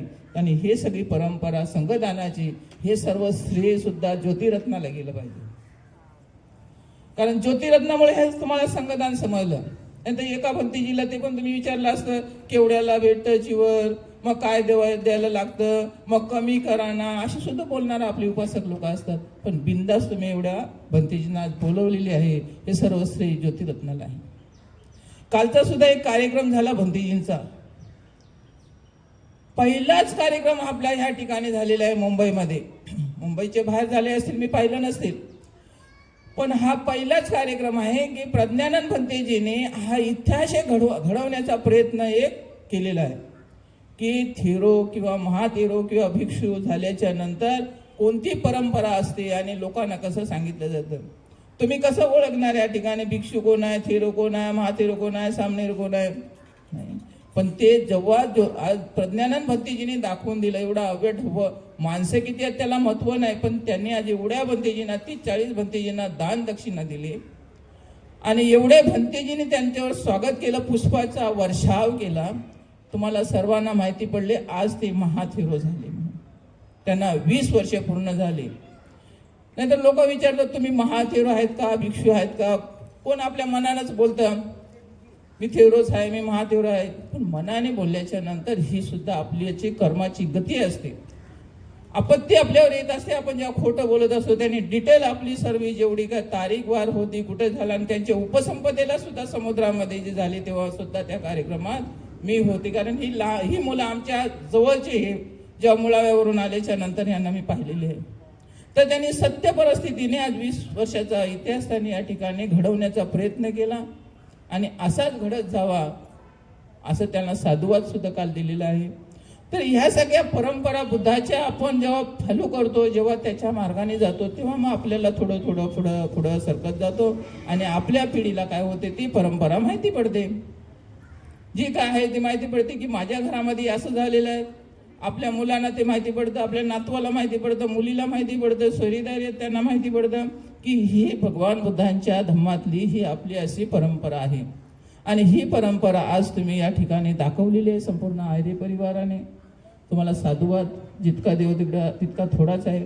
आणि आपल्या प्रत्येकाच्या घरामध्ये सुद्धा असं झालं पाहिजे की वर्षातून, पण हे एकदाच करून जमत नाही, तर प्रत्येक वर्षाला आपल्याला हे करावंच लागतं. कारण हे करणं गरजेचंच आहे. हे जे आपण पुण्यकर्म करतो ना, हे करण्याचं गरजच आहे. तुम्ही पैसे किती जमा करा, तुम्ही घरं किती बांधा, तुम्ही किती जमिनी घ्या, परंतु हे पुण्य फार मोठं असतं. हे सगळं आपल्यासोबत येत असतं. आपल्यासोबत फक्त आपलं पुण्य येत असतं. जितकं करावं तितकं थोडं आहे, जितकं करावं तितकं थोडं आहे. नाहीच नाही आपल्याकडं. नाही तरी पाण्याच्या बाटल्या तरी आहेत ना. कुठल्या कार्यक्रमात मी पाण्याच्या बाटल्या तरी मी वाटप करू शकते. 10 रुपयाची एक बाटली तरी मी 100 लोकांना किंवा 10 लोकांना किंवा 50 लोकांना मी वाटप करू शकते. फूल तरी देऊ शकते, एक केळं तरी देऊ शकते. परंतु आपल्या मनामध्ये एक दानाची श्रद्धा निर्माण असली पाहिजे. आणि ही श्रद्धा तुमची जेव्हा निर्माण होईल तेव्हा आपण बुद्ध धर्माकडे आणि बाबासाहेबांच्या वाटचालीकडे आपण जाऊ शकतो. नाहीतर किती कार्यक्रम करा त्याला काहीच अर्थ नाही. तर हे आपलं आजचा हा कार्यक्रम तुम्ही आयोजित केला आणि खरोखरच तुमच्या ह्या कार्यक्रमाला साधुवाद. आणि रोहिदास आयरे बाबा चांगल्या परिचयाचे होते, त्यांना सुद्धा सुगतीचा, ह्या पुण्यकर्माने त्यांना सुगतीचा लाभ व्हावा. ज्या ज्या ठिकाणी त्यांची पंचस्कंद असतील त्या त्या ठिकाणी त्यांना त्यांच्या इच्छा आकांक्षा पौर्णिमेच्या चंद्राप्रमाणे पूर्ण हवे. एवढंच मी 2 शब्द बोलून माझा 2 शब्द पूर्ण करत आहे. सर्वांना मंगलमैत्री आशीर्वाद. भवतु सबमंगलं, भवतु सबमंगलं, भवतु सबमंगलं.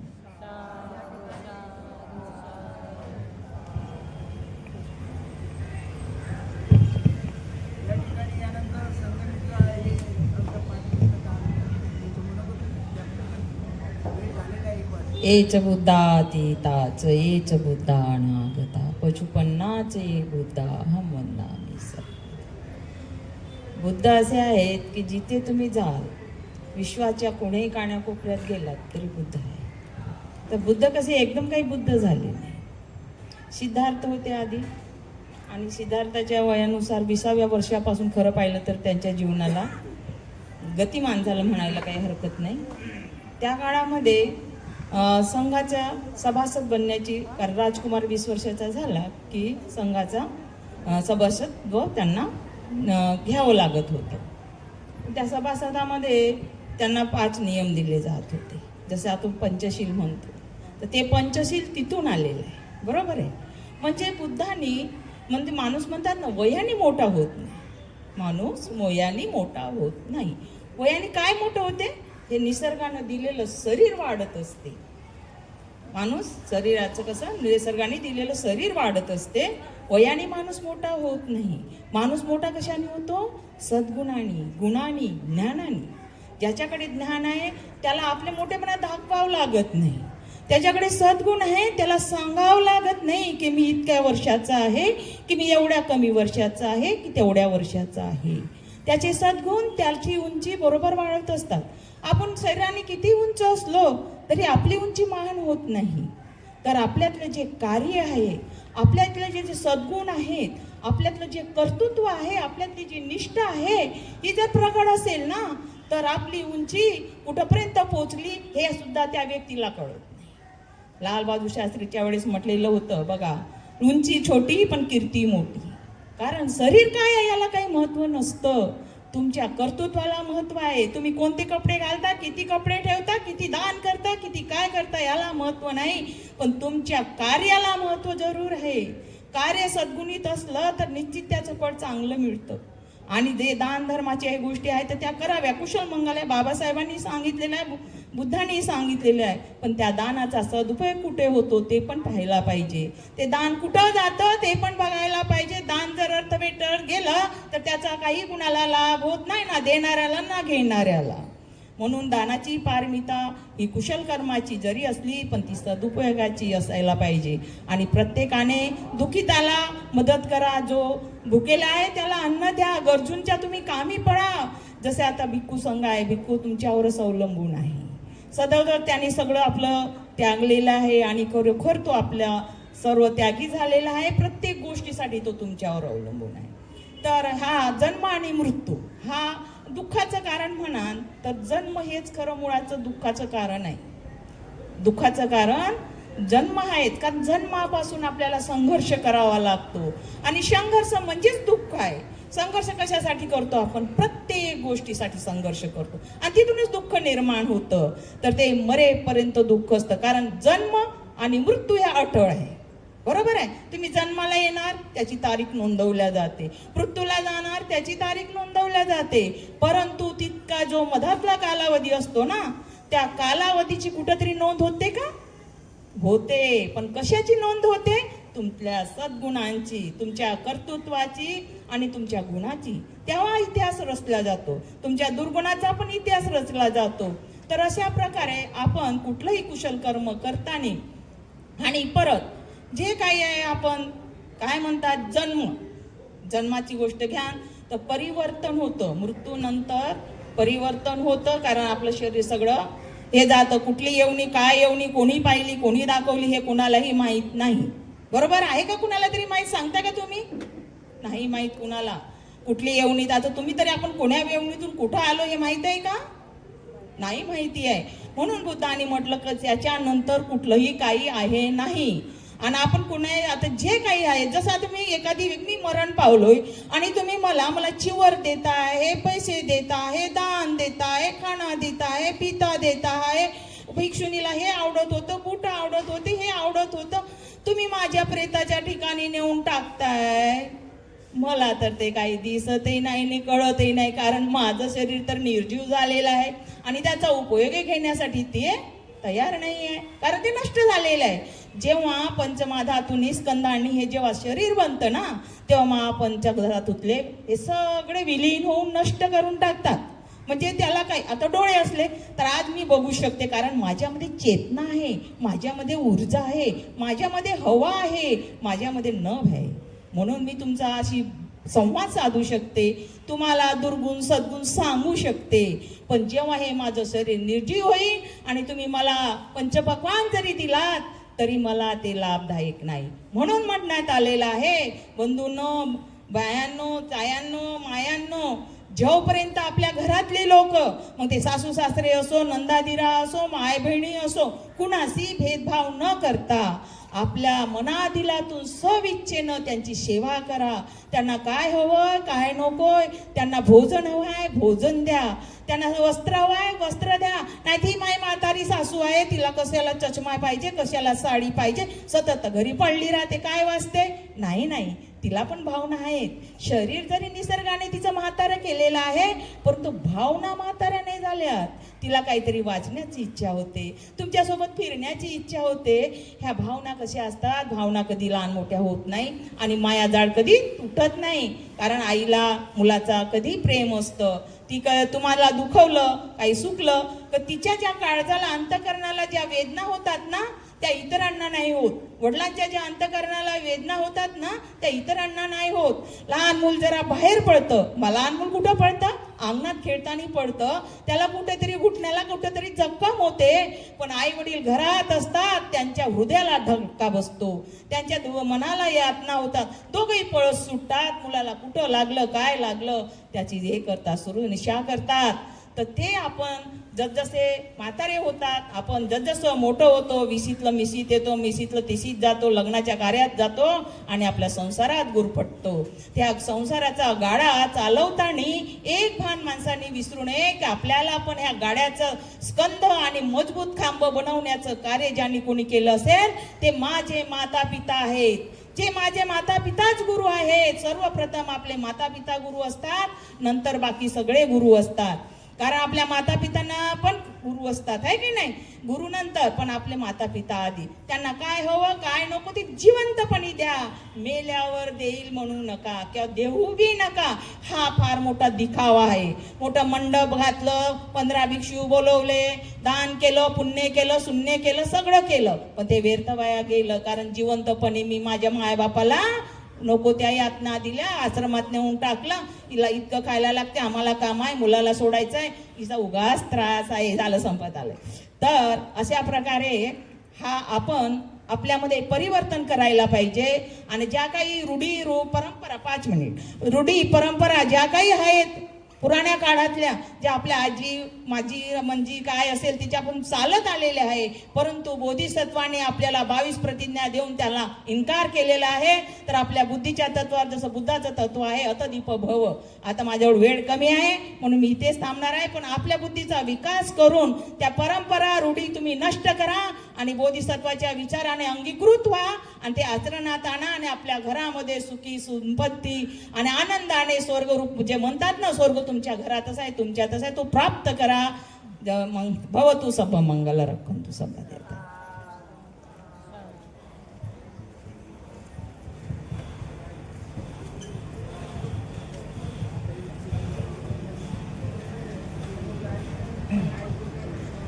बहुत बहुत साधुवाद महाथेरी माता संघमित्रा,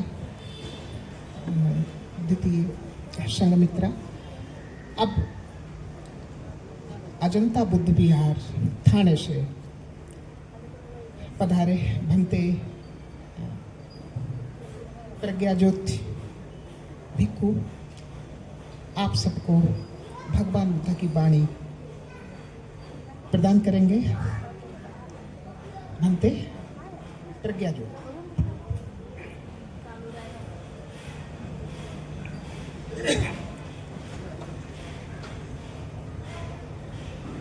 हॅलो, वेळ झालेला आहे.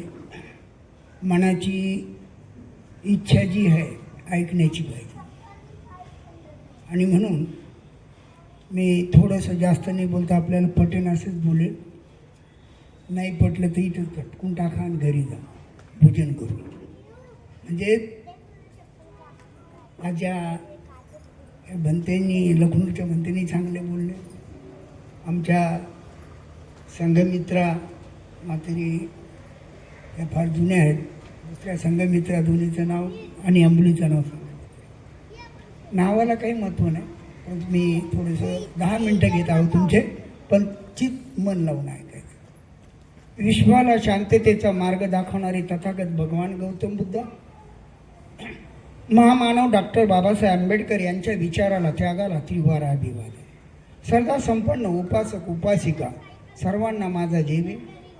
आज आपण या ठिकाणी बुद्ध म्हणतात काहीतरी कारणास्तव जमू शकतो, काहीतरी कारण निमित्तशिवाय कोणती गोष्ट होऊ शकते.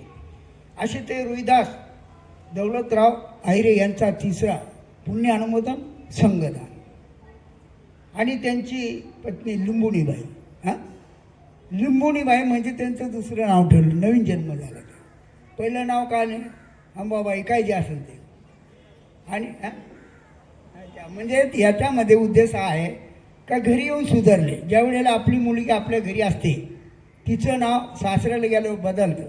अशा पद्धतीनं या लिंबुणीबाई, त्यांची पत्नी, त्यांच्या पश्चात 3 मुली आणि 2 मुलं, असं हे परिवार आहे. आमच्या मातेने सगळं काही सांगितलं, पण आज लोकांना अवघड वाटतं. मंडप टाकला, एवढा खर्च केला, देखावा आहे. नाही, हे सुधारले. कुठून? ज्या ठिकाणी अजिंठा बुद्धिविहारामध्ये जे ज्योतिरत्न ज्या वेळेला आल्याच्या नंतर आमचे गुरु धर्मरत्न बनतेने इकडे पाठवलं. त्याला बरेच वर्षे झाले. त्यांनी हे एक घर बसवलं. कुठे?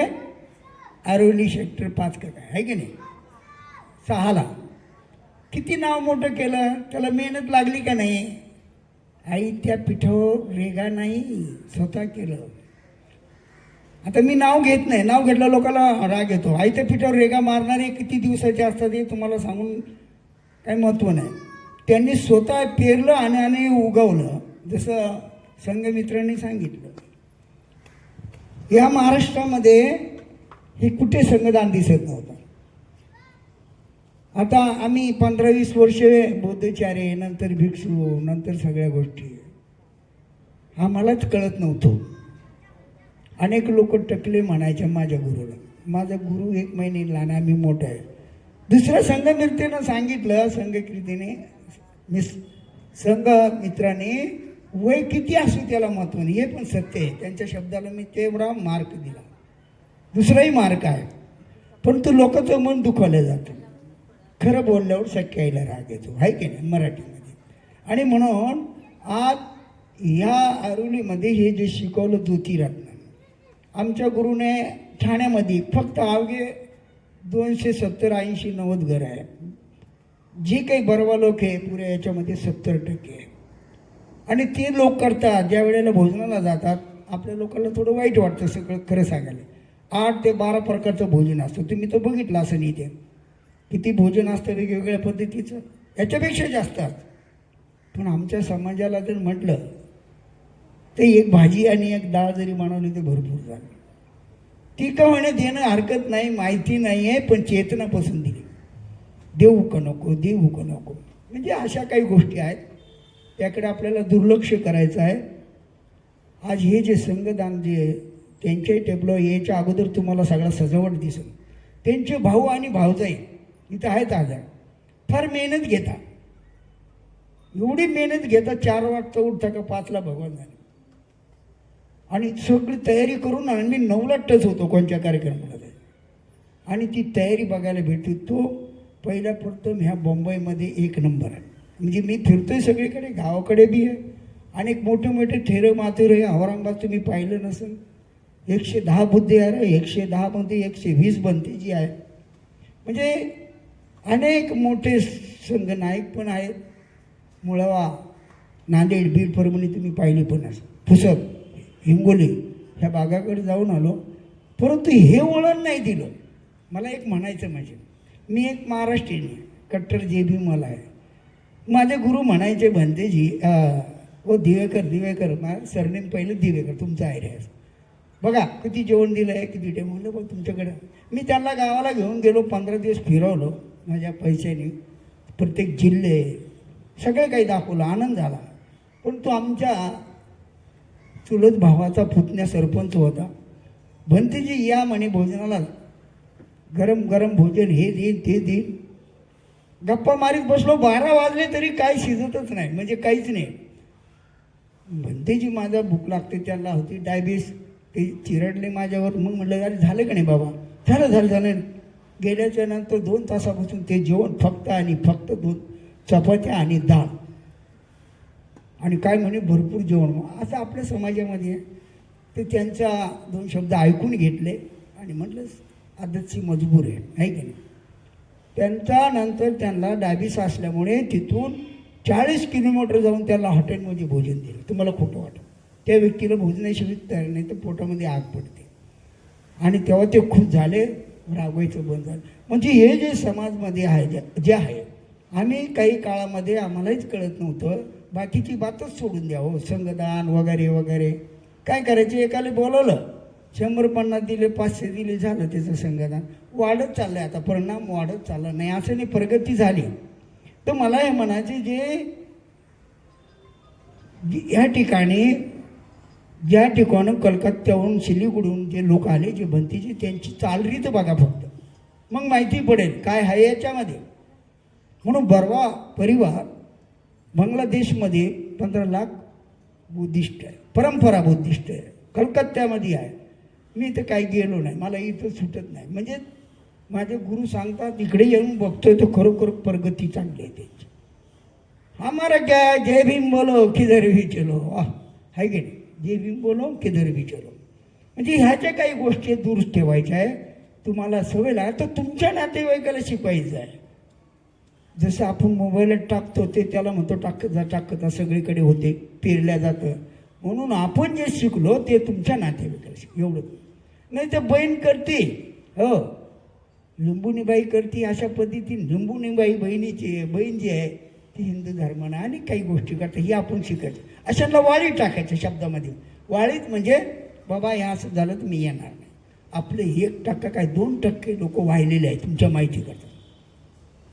आमच्या खुदी मामा सत्य मामा आमचा ते हिंदूमध्ये वापरलं, पण लग्न मात्र बुद्धात करता. हो, जरा दुःखाची बात आहे. बाकीचं काय नाही. 2 लग्न झाले, लग्न लागलं, मुलं बाळच नाही. हो, 40-45 वर्षाची मुलं झाली. मी म्हणत असतो हे एवढे भूतं लावले घरात, सगळे भूतं होते, त्याच्यात ना बुद्ध ना बाबासाहेब नसू द्या.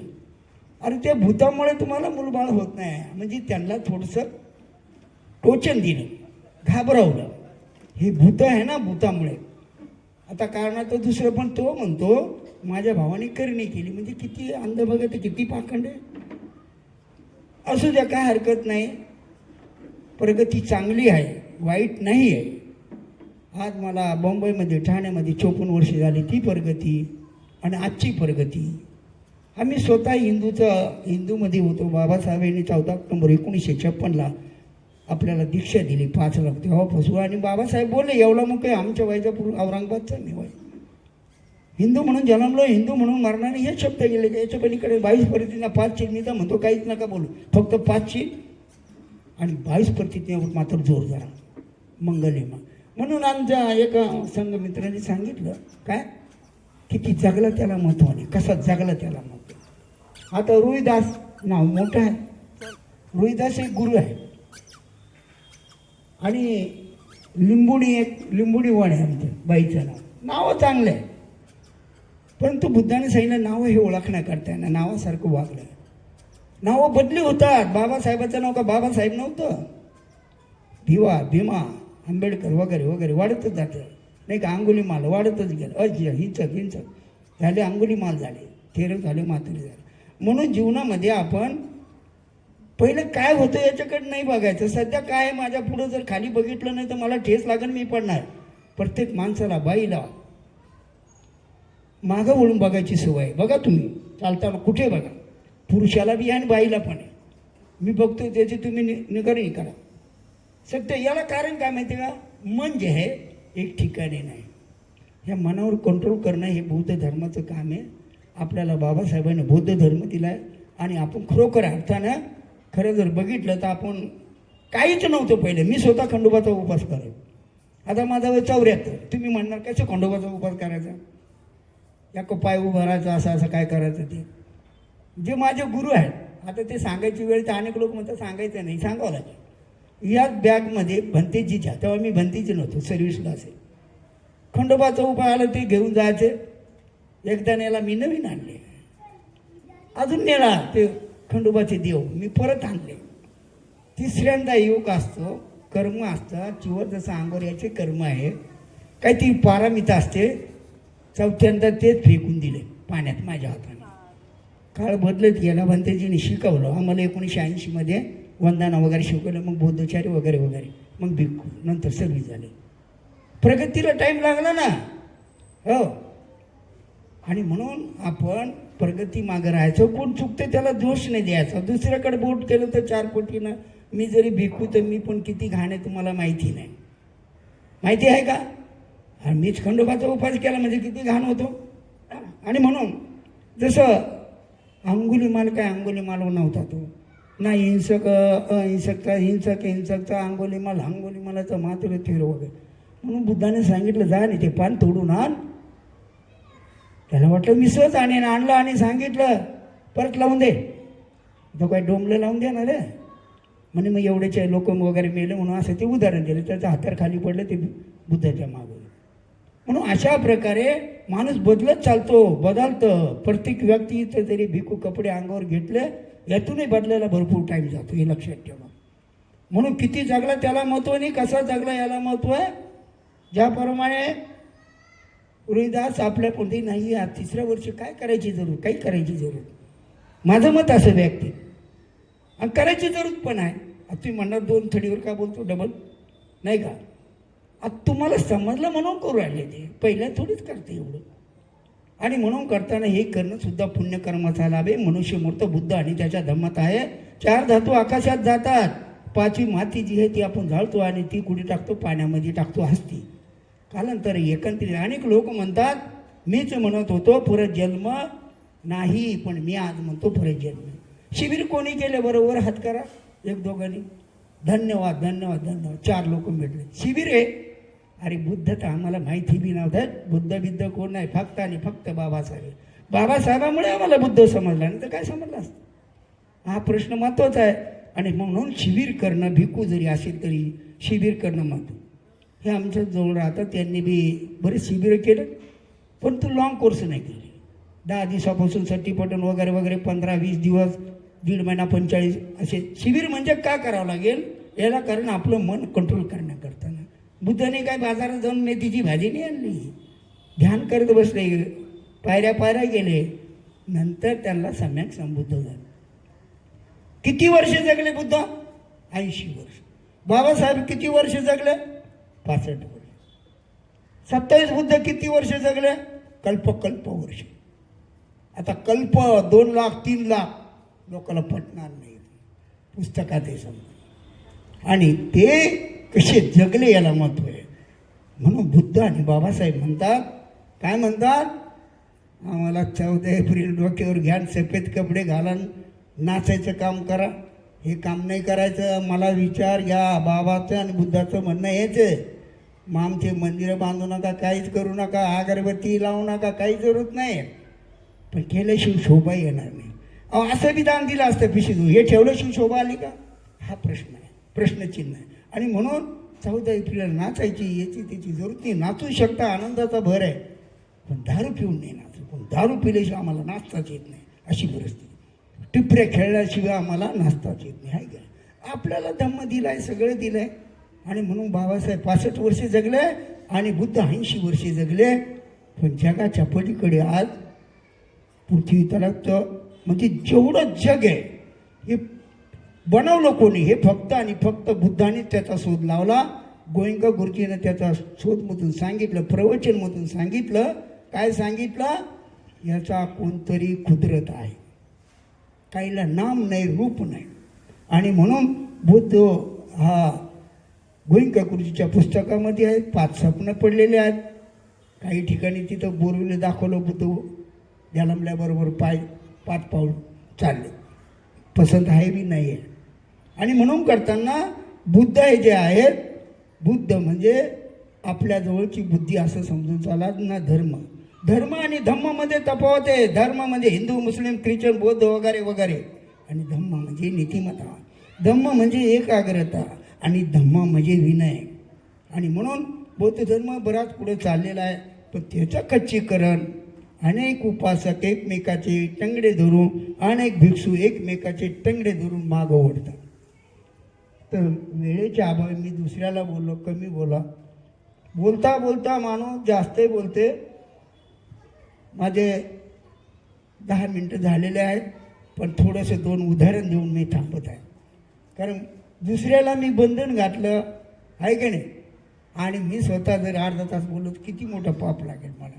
म्हणून नियमाचे पालन करणं महत्त्वाचं आहे. एक उदाहरण देऊन आणि एक महत्त्वाची गोष्ट सांगून मी तिथे थांबवणार आहे. कारण तुमच्या पोटात काही नाही, आम्ही तर पोट भरून बसलो आहे. म्हणून बुद्ध बोलतात, उपाशी लोकांना प्रवचन द्यायचं नाही. बरोबर आहे की नाही? असो, तर आपले 3 फायदे झाले यावर्षी. कोणते फायदे झाले? पहिला नंबर 1, गया सगळ्यांनी बघितलं असेल, काही नाही नसेल बघितलं. सगळ्या महाबोधीवर कुठे गयाला आहे, तर त्या ठिकाणी अनेक वर्षापासून मोर्चे अनेक काही काढलं असेल, पण ते काही आपल्या ताब्यात भेटलेलं नाही. 5 आरेच्या बंतीची आणि 4 आपले सरपंच त्यांचं. समजलं का नाही? गावाला आपल्या कानूनच तसा आहे, बाबासाहेबाचाच आहे ना. मग यांनी काहीच झालं नाही 10-5 वर्षापासून, 20 वर्षापासून, किती वर्षापासून झगडतात. परंतु अनेक देशाच्या लोकांनी ज्या वेळेला मोर्चा आला, तो दबाव पडला, आपल्या ताब्यात दिला. आता कोणाच्या ताब्यात दिला? बुद्ध लोकांच्या, बुद्ध भिक्षूंच्या. त्याचं ते नेक मारून ठेवले तुमच्या माहिती करता. पण एवढे दिवस होतं का? 4 त्यांचे आणि 4 आपले. आणि 9वा कोण आहे? वकील. तो बी त्यांचाच. म्हणजे गेलं का? पण आहे, म्हणजे त्याचा फायदा झाला. संघर्ष केला म्हणून म्हणतात, बाबासाहेब म्हणतात, शिका, संघटित होऊन संघर्ष करा. पण काही येडे लोक नुसते संघर्ष करून फायदा नाही. बाबासाहेब काय पंतप्रधान होते का? संघर्ष नाही, म्हणजे त्यांच्या विचाराने ते एक अवतारी होते, नावाला बाबासाहेब होते. आणि म्हणून तो 1 जिंकला, 2 नंबर जिंकला नागपूरमध्ये जागाच नव्हती त्यांना. म्हणून त्या दीक्षाभूमी खाली बाजूनच खोदीत होते. का आला तर म्हणे आम्हाला गाड्या लावायच्या, आहे की नाही? त्याचं बी मध्ये आपण जिंकलो, जास्त काही नाही सांगते होय. तिथे जिंकलो का नाही? ज्या वेळेला 10-5 लोकांनी काही नाही झालं, 15-20 लाख लोक जेव्हा भिडले, त्यावेळेला तिथे आपल्याला विजय मिळाला. आणि ज्या वेळेला विजयदशमी आली, दसरा आला, त्या दिशेला सवण करून दिलं, तिथे जिंकलो. 3 नंबर औरंगाबाद तुम्हाला माहीत आहे नसेल तर औरंगाबादमध्ये येशोदानंद भंते तुम्हाला माहीत असेल नसेल, त्या ठिकाणी सुद्धा 75 एकर जमिनी ओढतोय. यशोदानंद भंत्याचं लेणीच्या खेटून बुद्ध यार तिथं नोटीस लावली, हे अतिक्रम आहे. त्या भंते लोकांकडून काही तर काही झालं नाही. जेव्हा भंते लोकांनी झोपू द्या तो, हो बाय. आणि म्हणून भंते लोकांनी मोर्चा काढायचा प्रयत्न केला. सगळ्या भिक्खू लोकांना इकडे लक्ष द्या, हो अरे हो तुम्ही लक्ष द्या. तर 15 लाखावर मोर्चा केला. पुरा औरंगाबाद हे सगळे रोड कुठेच खाली दिसाला. मान्यता झाली. 3 गोष्टी जिंकल्या का नाही? म्हणून आपल्याला बी जिंकायचं आहे. आपल्याला काय जिंकायचं असेल तर एकता जिंकायची आहे. आणि जर एकतेमध्ये जर राहिलो, पहिले तुमचे कामधंदे करा, समाजामध्ये राहा, धम्माच्या पाठीमागे राहा, आणि सगळ्यांनी मिळून जे काम होईल. जर एका बोटाने कधीच उठणार नाही, 5 बोटं लावली तरच उचलणार. ही एकता जी ज्या वेळेला आपण करू, त्यावेळेला खऱ्या अर्थानं आपण विजय होऊ शकतो. बुद्ध आणि बाबासाहेब फॉलो करा. अशाच प्रकारे एक छोटंसं एक अजून उदाहरण आहे. आपण सावध कसं राहायचं, डोळ्यात तेल घालून. सुक्या नावाचा एक पक्षी होता. सुक्या नावाचा एक पक्षी होता. तो पक्षी जो आहे चित्तर म्हणतात त्याला, आणि फाशी पारती तो धरतो. तर जसं हंस हा कोणाचा सगळ्याला माहीत. अशा प्रकारे ते चित्तर ज्या वेळेला त्याच्या जाळ्यातून निघतं आणि भंतीची ज्या वेळेला भिक्षाटन घेऊन येतात, बुद्धियारात घुसतात आणि त्याला मार लागतो. भिक्खू त्याला काय करतो, मलमपट्टी करीत असतो. त्यावेळेला तो लांबून येतो. जो फाशी पारती त्याचा जो मारणारा व्यक्ती, त्याचे जे पंख, त्याने विचारलं, बाबा इकडून काय गेलं का? एक माझा शिकार गेली. तो म्हणे नाही शिकार. भिक्खू बघा खोटं बोलला काही नाही. आपल्या तर खोटं बोलायचं नाही. पण खोटं कधी बोलावं? बाबासाहेबांची आजी म्हणाली, जर एखादी ती फाशी वाचत असेल तर जरूर खोटं बोला. पण आता आम्ही उठल्यापासून झोपीतच खोटं बोला. कुठे आहे? आंघोळ करतो, झोपीत आंघोळ. म्हणजे ह्या काही गोष्टी चुकीच्या होतात. आत्ताचा काळ आहे तो वेगळी बात आहे. आणि म्हणून तो सुक्या, तो जो धरणारा तो निघून जातो. भंतीजी त्याला मिलनपट्टी करतात, चांगलं करतात. पण हे सुक्या, त्या चित्राचं नाव असतं सुक्या, बघ लक्षात ठेव, मी मंत्र देतो, लक्षात ठेव. शिकारी आएगा डाना डालेगा, उठा के लेके जाएगा, संभाल के रहना संभाल के रहना. म्हणजे का, मी जर भिक्षा टाळायला गेलो तो फाशी पाडदी येईन, तुझा शिकार येईन, घेऊन जाईन. म्हणून आपणही असं जिंदगीभर सावध राहायचं. असं करता करता तो म्हणायचा शिकारी आएगा डाना डालेगा, उठा के लेके जाएगा, संभाल के रहना संभाल के रहना. जीवनामध्ये सांभाळूनच राहावं लागेल. म्हणून अशा प्रकारे त्या चित्राला ज्या वेळेला सांगितलं आणि ते चित्र सावध झालं, परंतु काही दिवसांनी विसरून गेलं. आता वंदन येत असेल तुम्हाला 2-4 लोकांना, गॅरंटी द्याय की नाही. 1-6 महिने म्हणू नका, तुम्हाला आले मग मला सांगा, येणारच नाही. म्हणजे अशा प्रकारे तो चित्तर सुद्धा विसरला. तो फार बोलला, आता हा लई मोठा झाला, कोंबडीहून मोठा झाला हा चित्तर, आता माझी आजीविका मोठी आहे 3 दिवसाची. त्यांनी 4-5 दाणी टाकतो, पण तेव्हा बोलतो शिकारी आएगा डाना डालेगा, उठा के लेके जाएगा, संभाल के रहना संभाल के रहना. पण त्यानंतर थोड्या 2 दिवसांनी परत येतो. तो जो शिकारी तो जास्त दाणे घेऊन त्यांनी दिमाग लावतो, बुद्धी लावतो. त्यांनी मध्ये 4 दाणे मोजून टाकले सगळे. जसे आपले हे पाखरं लोक टाकतात बघा सकाळ संध्याकाळ, कशाला ते पाखरं नाही का काळे काळे, काय म्हणतात त्याला, कबूतर का काय, हां. त्यांनी बाहेर टाकले आणि मध्ये 2-4 दाणे टाकलं. तो म्हणायच्या अगोदर तो बाहेर आला, खाता खाता त्याच्यावर जाळं टाकलं, त्याला घेऊन गेला. म्हणजे आपण जीवनामध्ये सावध राहायचं आहे. आपल्याला एवढा मोठा मूलमंत्र दिलेला आहे बुद्धाने, बुद्धाचा बाबासाहेबांनी. आपले जे मागचे रिवाज सोडून टाकायचे आहे. तुम्ही जे करता आज रोहिदास आज खरोखर चांगले करत नाही. 5 भिक्खू 2 भिक्खूंनी भेटले, खर्च होऊ द्या हो. तुम्हाला जर एखाद्याला जर दवाखान्यात नेलं तर तिथं मात्र चांगला कापतो तो माणूस. कोण? दवाखान्यावाला. काय नाही, नुसतं लिव्हर खराब झालं म्हणजे. खरं आहे का खोटं? 2 टाके करते, 1.5 लाख द्या. आता तुम्ही सांगा, आई तुम्ही वहीच्या, माझ्या तर नाही एवढे असतं असेल, पण सगळे काही शिजरच होते का? हां, 20-25 पोर व्हायचे पहिले तुमच्या माहिती करता. आमची आजी सांगायची 12 डझन, हे जे 1 डझन, 1.5 डझन, 2 डझन.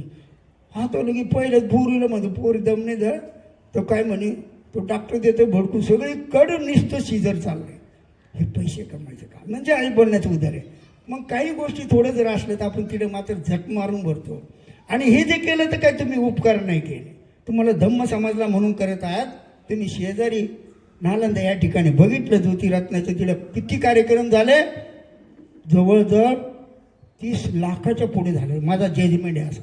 त्यांच्या भावाला त्यांना आकडा माहीत असं, 4 ते 5 कार्यक्रम संघदानाचे झाले असं, 30 लाखाच्या बी वर गेले असं. नीती लागते, नीती देण्याची, निस्ती घ्यायची नाही. बाबासाहेबांनी सांगितलं द्यायचं शिका, घ्यायचं नका शिकू. बाबासाहेबांचे वाक्य माझे नाही. म्हणून देण्याचं पण शिका. आपली ऐपत आहे तेवढी ते द्या, 1 रुपया द्या, तो चेतण्यापासून द्या. देऊ को नको, देऊ को नको, तिने दिलं म्हणून मी देतो. जसं एका भिकुनीने सांगितलं, नाव मोठ्या भिकुनीने सांगितलं, नावं करताना हे करता ते करता, खरोखर तसंच चालू आहे. आपण लोकांकडे लक्ष नाही द्यायचं, आपण स्वतःकडे लक्ष द्यायचं. आपल्याला जर जगायचं असेल, जास्त दुनियामध्ये काही नाही, जगात कोणीच सुखी नाही. सुखी जो आहे, जो समाधानी आहे तो सुखी आहे. आपण फक्त आणि फक्त चांगल्या कुशल कर्माने, आणि कुशल कर्म म्हणजे म्हटलेलं आहे सर्व पापासा करण कुशल उपसंपदा सचित पर्यद. पण एक बुद्ध 2च महत्व आहे. 2 शब्दामध्ये काय, चांगलं काम करा, वाईट करू नका. पाप आणि पुण्य 2च आहे, नाही का? आणि म्हणून अशा प्रकारे तुम्ही जे केलं आहे चांगलं केलेलं आहे, चांगल्या पद्धतीने केलेलं आहे. 3 वर्षात कोयना मंड घालून कोयना हे जे काम केलं तुम्हाला समजलं म्हणून केलं, तुमच्याजवळ होतं म्हणून केलं. मेलेला माणूस कधीच जिवंत होत नाही, जन्मल्याबरोबरच मेलेला आहे, बुद्धानं सांगितलं आहे. आणि हे जे करीत आहे हे पुन्हा तुमच्या नातूपुतोंडाला लागेल, कळलं का? आणि केलं तर काही उपकार पण नाही, हा पण प्रश्न पण होतं म्हणून केलं. आणि काही पैसेवाले करत नाही, ते करतात शेंडीवाले. मी 2-3 ठिकाणी गेलो, गृहप्रवेश होते, कोट्यवधी अनेक लोक मी बघितले. झालं मी गेलो, पावसाचे दिवस होतं, बिल्डिंगहून खाली आलो लिफ्टनं, माझी छत्री राहिली, घडलेली गोष्ट आहे. आणि तिथं 2च नवरा बायको होते. आणि वर गेल्या लगेच एक बामण बसलाय पुढं, छू छू चालू झालं. ते काही नाही, खाली छत्री झाली म्हणून रिक्षा उभी केली, वर गेलो, तोपर्यंत एवढा खेळ कोणच्या खोलीत तो जपून ठेवला होता, हा पण मला विचार पडला. सत्य घडले असे पण आपले नग आहेत, दोन्ही थरावर आहे. यांना मी तर म्हणतो सुळावर द्यावं, फाशीवर द्यावं. आलं का लक्षात? डायरेक्ट फाशी. आता आपण थोडी पंतप्रधान हो, आहे का नाही? आताचे पंतप्रधान म्हणजे पंतप्रधान एक काय बोलतं ध्यानावर नाही. ह्या पृथ्वी तलावर अनेक लोकांनी राज्य केलं, मुसलमानांनी 800 150 त्यांनी यामोग धमक, हे काय 9 वर्षामध्ये एवढे उड्या मारायला लागले, हुकुमशाही चालवली. अरे बाबा जास्त आवाज करू नको, तुझे दिवस पण भरलेले पुऱ्या भारतामध्ये. सगळ्यांनी ओबीसीवाले 85-100% एक झालेलं आहे. आज नाही उद्या तुझं पानिपत होणारच आहे. आणि म्हणून आपण पण डोळ्यात तेल घातलं पाहिजे. आपण काय करायचं आहे तुम्ही ठरवायचं आहे. तुम्ही काय करता तो बरोबर नाही, हा बरोबर नाही. आता त्यांच्यात मांडीवर जर आपले कवाडे दरवाजे बसले 2, आहे की नाही? कवाडे दरवाजे माहिती आहे तुमच्या घराला, आहे कवाडे दरवाजे, आहे की नाही? ते बसले दोन्ही मांडीवर, मग तुमच्या तर हातात सगळं सैन्य आहे. बरं, आमच्या पोराला एक सूर्यवंशीयाला मारलं, फार मोठी कहाणी. प्रजाला अनेक लोकांना त्रास होतो, अनेक विनाकारण त्यांच्यावर केसेस केल्या. मग तुम्ही त्यांच्यात आहे, अशा लोकांना फाशी दिली पाहिजे. अशा लोकांना कवाडे दरवाजेचं नाव हे त्यांचं, काय त्यांचं? कवाडे दरवाजे. हां, आणि ते आपले आहेच नाही. जो आपल्या सुखदुखीला नाही नातेवाईक तो आमचा आहेच नाही. आणि जास्त नाही काय बोलते हो, या ठिकाणी तुम्ही ऐकलं, खरोखर ध्यान करून ऐकलं.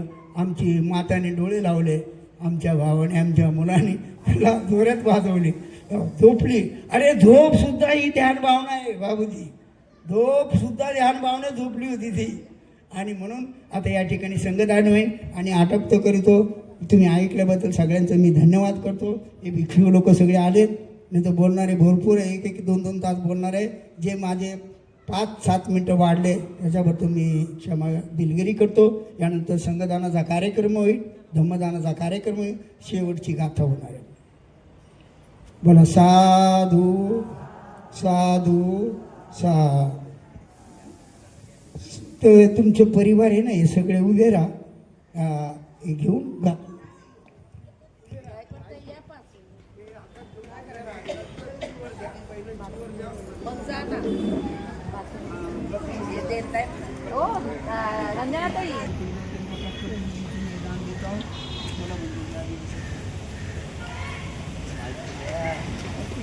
परिखारं अनुकारं पुण्यकृतं भिक्खुसंघच्च दानं देमा पूजेमा द्वितीयंपि इमं भिक्खं सपरिखारं अनुकारं पुण्यकृतं भिक्खुसंघच्च दानं देमा पूजेमा तापयंपि भिक्खुसंघच्च दानं देमा पूजेमा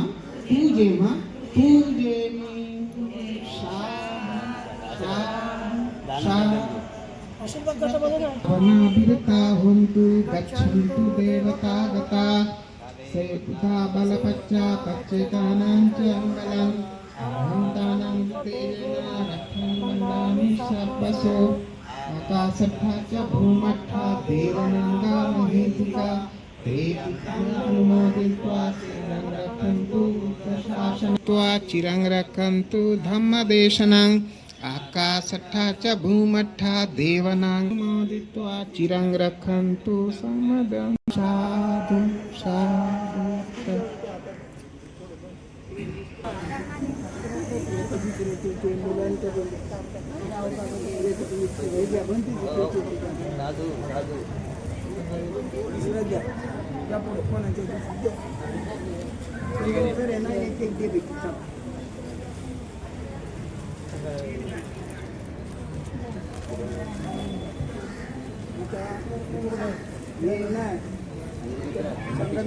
जाऊ द्या ना.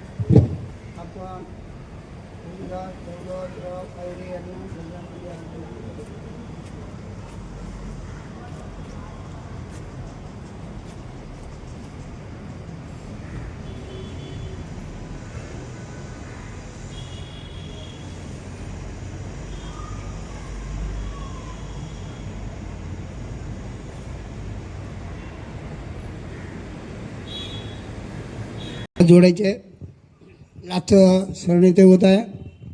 नास्ति मे शरणं बुद्धो मे शरणं वरं एतेन सत्यवतेन हो. नास्ति मे शरणं धम्मो मे शरणं वरं एतेन सत्यवतेन धम्मं नमः संघं नमः. जय भीम. सगळ्यांनी आजचा कार्यक्रम यशस्वी पार पाड. मधुर करेंगे, कड़क करेंगे. धर्म दिवे भिक्खू, नालंदा बुद्ध विहार, बिशोर नगर, दीघा में आता है. आप सबके समक्ष जो माता जी महाफेरी संघ मित्रा नाला सुपारा से उपस्थित होंगे. उनके साथ में जो संघ मित्रा भिक्खुनी यानी ये संजोग है कि दोनों माता जी हैं, उनके नाम समान हैं.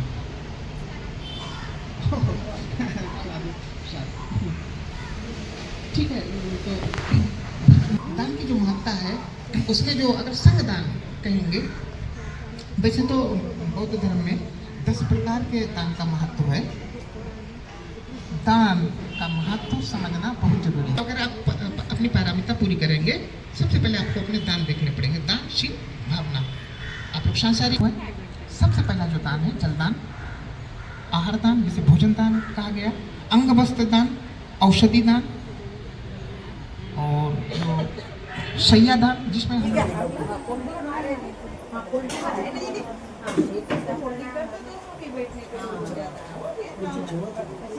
और एक चाहिए